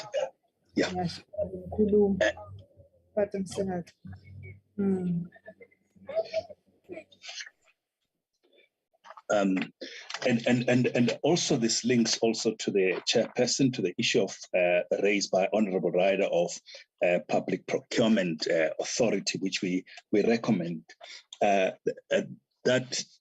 actually is informed by desire, not just for the purpose of bureaucratizing. And we know issues of centralization do pose a difficulty, but it is our attempt to try to stem the issue of corruption as well at that level, so that there's a more standardized way of ensuring that issues of supply chain management are streamlined, and there is a common way of dealing with issues instead of these fiscal weaknesses emerging from time to time. And going back again to issue raised by Honorable Masuku about medical legal litigation. The major issue, and this was also raised at the recent budget Lekgotla, it's really the issue of weaknesses in the system, and that also leads to fiscal leakages or corruption. And we know how some of employees become participant and very active participant in this aspect that has really continues to balloon and eats away the fabric of a properly run medical system. So, Chairperson, with I would not, because you've already raised the issue of time, if there are other, I would not summarize all the other questions of other members, but I hope that Chen and his team have jotted those things down, and if there's anything amiss, we can always come back to that. But before we hand over to Chen, if there are other commissioners on the platform, perhaps they could indicate, and maybe if they want to come in to provide us additional response through you, Chen. In the absence of none, maybe Chen can delve in with the team. Thanks, Chen. Thank you, Commissioner, and again, thanks to the Honourable Chair and the members and chiefs and honourable members on the floor. If I may, I think, again, as always, very pertinent points raised. So let me address them slightly, being a bit more nuanced. So I think overall, there are a couple of questions sort of revolving around this issue of budget control, public finance management, misappropriation, or the need to improve the accuracy and the appropriateness of appropriations. I think overall, and FFC, as we've already presented, our stance is that we take a cost and norms approach. And what does that really mean ultimately? And zero-based budgeting. And to do with, as Honorable Karim asked, what do we mean by fiscal transparency?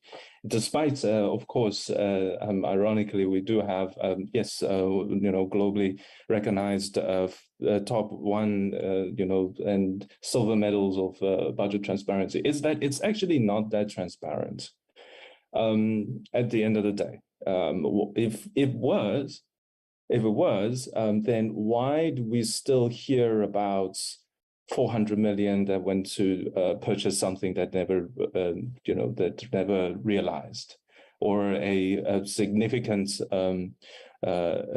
stadium that was spent billions on in building, and then yet 10, 20 years, or a power plant that's just never quite come with fruitless. Come with fruitless results, and it becomes wasteful.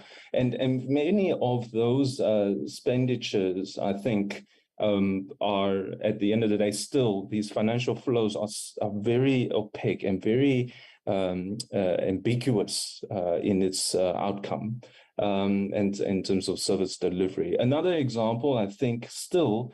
Answering perhaps a bit broader and to do with debt and also more impact on the fiscus is, for instance, is it clear as it is in the say in bits and pieces of the entities and SOCs company reports that the GEPF invests, I think, significant amounts into Eskom's debt, or and because of the credit ratings and levels of Eskom being rather on the undesirable side, therefore the returns on it is quite significant. And what does that mean is that actually GEPF benefits from the higher than normal returns because of the significantly higher risk, the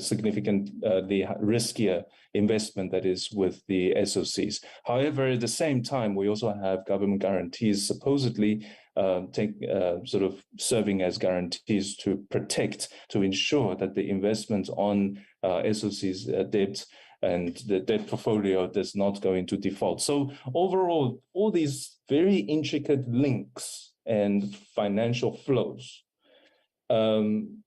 Yes, we may have a rather transparent budgets overall, considering the accounting and economic classifications and the regular reportings thereof, quarterly, annually, and also biannually.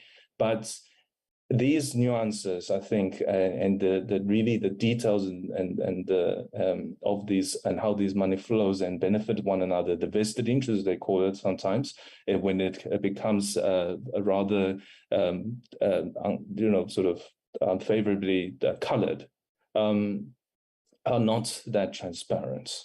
And that is where all our, I think, if one reads the Zondo Commission reports, and the details of those procurements and transfers and payments, that is only there. It starts to show, expose the weaknesses therein. And ultimately, I think that takes care of the overall weakness of and what we mean by, as Commission, fiscal transparency, that there is still need and strategy, of course, to consider that. And why we talk about budgeting and strategy in relation to fiscal transparency is because if we don't see that clearly these weaknesses and seeing where the money actually flows, whether it's appropriate or inappropriate, or as we call it, how does one budget for the next year? And that is the ultimate question, is that we may not be that good even at budgeting. We'll take, for example, the various budget analysis that the FFC has conducted of our entities, and also through the first chapter, and also through the even on ourselves as FFC. We have significant portion of our budgets dedicated to over 50%. To administration. And one questions, what is your core function? What is your core business? Surely your core business should get the majority in terms of shares of your budgets, to show that, you know, that is where the work happens, and so that's where the core business and core mandates of the institutions. And one really starts to see that it's a circle. It's from budgeting, and then if one looks at the budget, it's about what informs that budget. And then if one looks into historical and then the processes involved, going through specifically this of public procurement system, I want to agree with Honorable Ryder. First is disagree, but agree, is that we're not advocating for centralizing procurements. Ultimately, it is about the understanding the costs. For instance, and we think that there is a cost escalation. Sometimes people call it a cost of compliance involved. But the system itself it's executed, I want to say, and then this goes to Honorable Ockham regarding we don't think there's the principle of BEE is wrong at all. I think we don't think that. I think the principle is correct. The problem is in the execution. Take this centralized procurement or the preferential procurement. It's essentially saying that a buyer becomes the market maker, or price setter, if you like. It all comes to the market, and not looking at what you want to buy. Instead, you are essentially going into a shop, this public sector procurement, going to a shop, but asking the seller to show you what they want. And that is not quite how market competition works. It's that participatory, that the response rate, I think that is not quite accurately portrayed through the centralized procurements. For example, the RFQ goes out, or the request for proposal goes out, and if you think of it, the government is completely at the mercy of the market to say what is the price it wants to give you. So it's very reactionary. It's very instead of proactive engagement of buyer. Think of it like if we want to buy a pencil, we go into the market, we look at it, not saying that don't show me the good, right? But on the shelf, but rather, send me a 10-page the bid specification and all that bid documents, and then I will look at it after I've paid you the money to give me the goods. So the whole thing, concept, I think, it's really wrong in the execution, or that weakness there that can be addressed. And lastly, I think, if I may, one last about labor markets and this income inequality. Honorable Chair, members, South Africa, we've been struggling with this for the longest time. And analyses have shown that when it comes to inequality, labor market is where the source of the problem lies. Specifically to do with unemployment. Imagine that when there is someone that is unemployed versus somebody who is employed, no matter how high or low the income that he is earning or he or she is earning. The fact is that because of this employed versus unemployed, the gap in between, in terms of socioeconomic and welfare terms between these two persons, it's widening every single day, actually, or every single as time goes by, because one is gaining income and the other one not. So to really address it structurally, it's really at the point of the labor market. And we just want to emphasize, I think, again, is we do agree it's reducing that rigidities, the barriers to markets, labor markets specifically, and the cost of turnover and firing and hiring, and those processes and those systems of markets and dynamics that it needs that it can be made more sort of conducive for more active market participation, which we don't have a problem with because labor participation rate is quite high. The issue is the job creation. Why don't we create more jobs?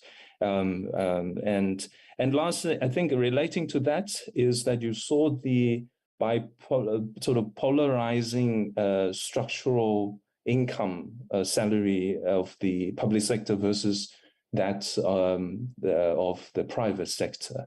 And I just want to say that carrying with you, if you may, the understanding of that this polarizing that we see in the public sector is only for the employed. So there is still that polarizing effect added on, compounding every single as time goes by, again, because between employed versus unemployed, and notwithstanding that the public sector inside the employed pool is also polarizing. Income inequality or inequality at if you pull the whole population together. And so just want to get that technical sort of picture clearly for you, Honorable Chair members. I think other than that, there are lots of other discussions and if you, I think last points again to Honorable Karim's regarding the parliamentary oversight role on the executive, I can only join hands and thank you for nailing it on the head. Thank you, Honourable Chair members, and we're so welcome to further future engagements from the provinces and yourself, should you call upon us anytime, any moment. Thank you, Chair. Thank you very much, Team FFC. I'm looking at the time now. We are at 11:27. The buses are leaving at 12. So we want to appreciate from the side of the chairpersonship and the members of the committee for responding on the issues that we wanted clarity on. We really appreciate your assistance and your availability as you commit that you will be available if we need some assistance or further engagement. Also on the chat, there's a comment by Honorable Ryder on the documents to be printed. Also a comment or a request that we need to, as a committee, to look further into the possibility of having enough time, say a day's meeting, a workshop where we can further engage on the issues and not have limited time. Having said that, Team FFC, we want to thank you. I don't know, Treasury, do you want to have a bite before I close the item?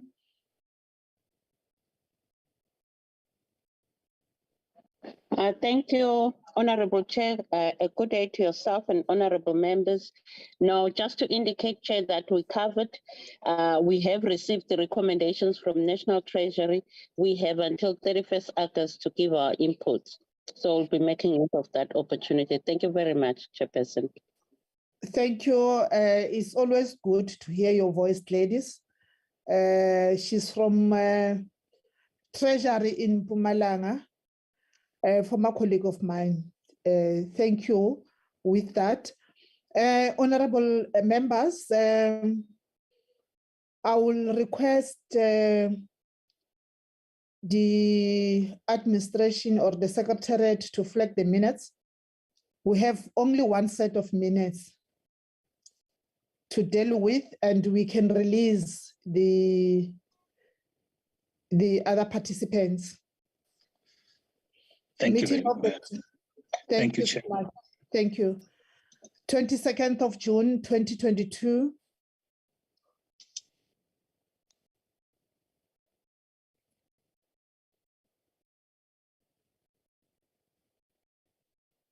Chair. Yes, sir. Big mistake. If you can just scroll down a little bit, please. Yes. I handed in an apology, but I'm definitely not with the MC.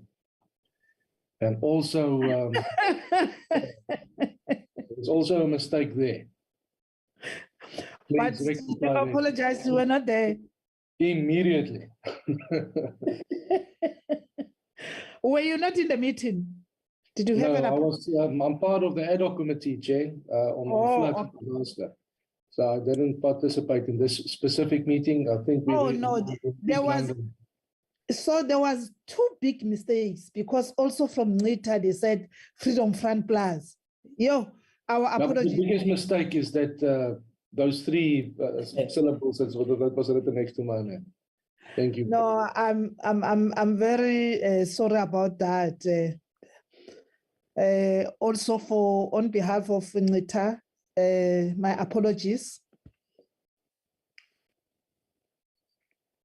Let's go to the next page. We showed her the way, Chair. Yeah?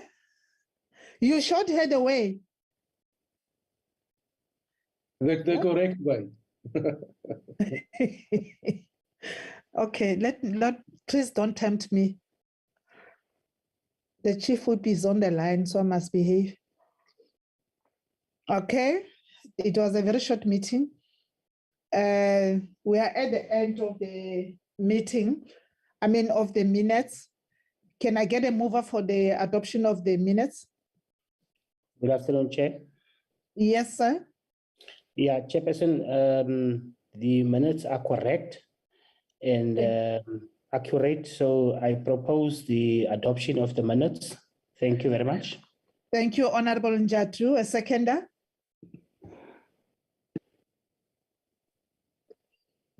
Chairperson, I second. Thank you, Eunice. Okay. Thank you, Honorable Karim. Seconding. There's announcement in as far as as we close, in as far as our program is concerned. I'll request Secretary Lubabalo.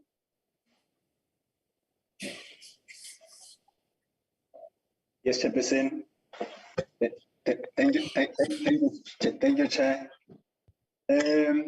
Chairperson and honorable members, there's a slight issue that we want to communicate to the committee formally, is with respect to the oversight visits. There's a window for an oversight visit now in August, but unfortunately, as the committee, we are not going to be able to partake in the oversight visit because the leadership of the committee is not available. Both the chairpersons, prior engagement with respect to Honorable Karim, there's a family matter, and Honorable Mahlangu, I understand that he has been selected by the institution, part of a delegation that is going to Canada in the Commonwealth Parliament, Chair, if I'm correct. So we don't want to just leave members hanging, thinking that we might advise them about preparing for an oversight visit and all the stuff, and not say anything. So when speaking to the chairperson, I said to the chairperson, it's going to be better to like formally table this matter and then share the draft, the revised program of the committee with the members, rather than leaving it hanging and not like tabling it formally before the committee, so that members can understand why appropriations is not going to participate in oversight together with this committee on finance. Okay, thank you. Chairperson, can I also come in there? Yes. What's happened also is I'm completely unavailable because of something was planned 6 months ago, and I can't get out of that. But there's another issue, which is that there's another reason also. Well, we've agreed to work with the SCOF as much as possible to process the FICA schedule amendments, right? Now, they've got public hearings. So we put it in terms of the rules, which say it's a SCOF hearing with the participation of NCOP members. So all NCOP members who are available are required to connect virtually to the meeting on the 16th of this month. That's the date they chose, and then we said, no, we want to be part of it in the sense that the rules allow. So basically, it's their hearings, but we will participate. And those who want to participate are more than welcome. I will certainly be there virtually, but those who can't, well, or don't want to, that's fine. But that's the way it is. We're going to do what the rules require or expect of us in these situations. So we are encouraging members to be there at the public hearings of SCOF on the schedules of FIC. Thank you. So they are being amended. Thank you.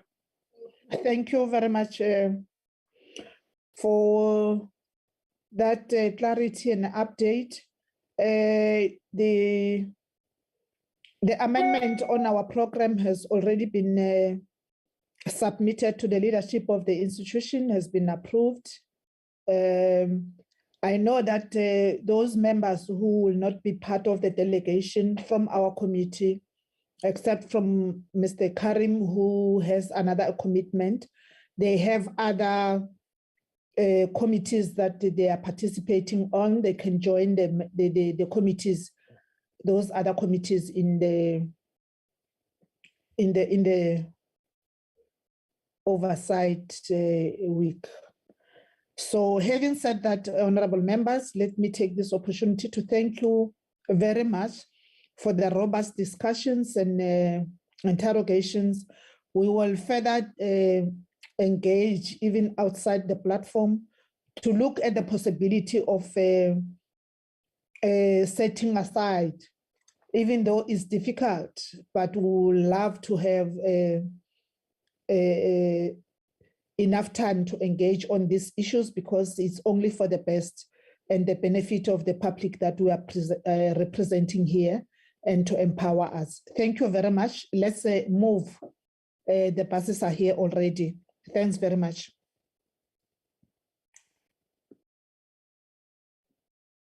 Bye. The meeting is closed.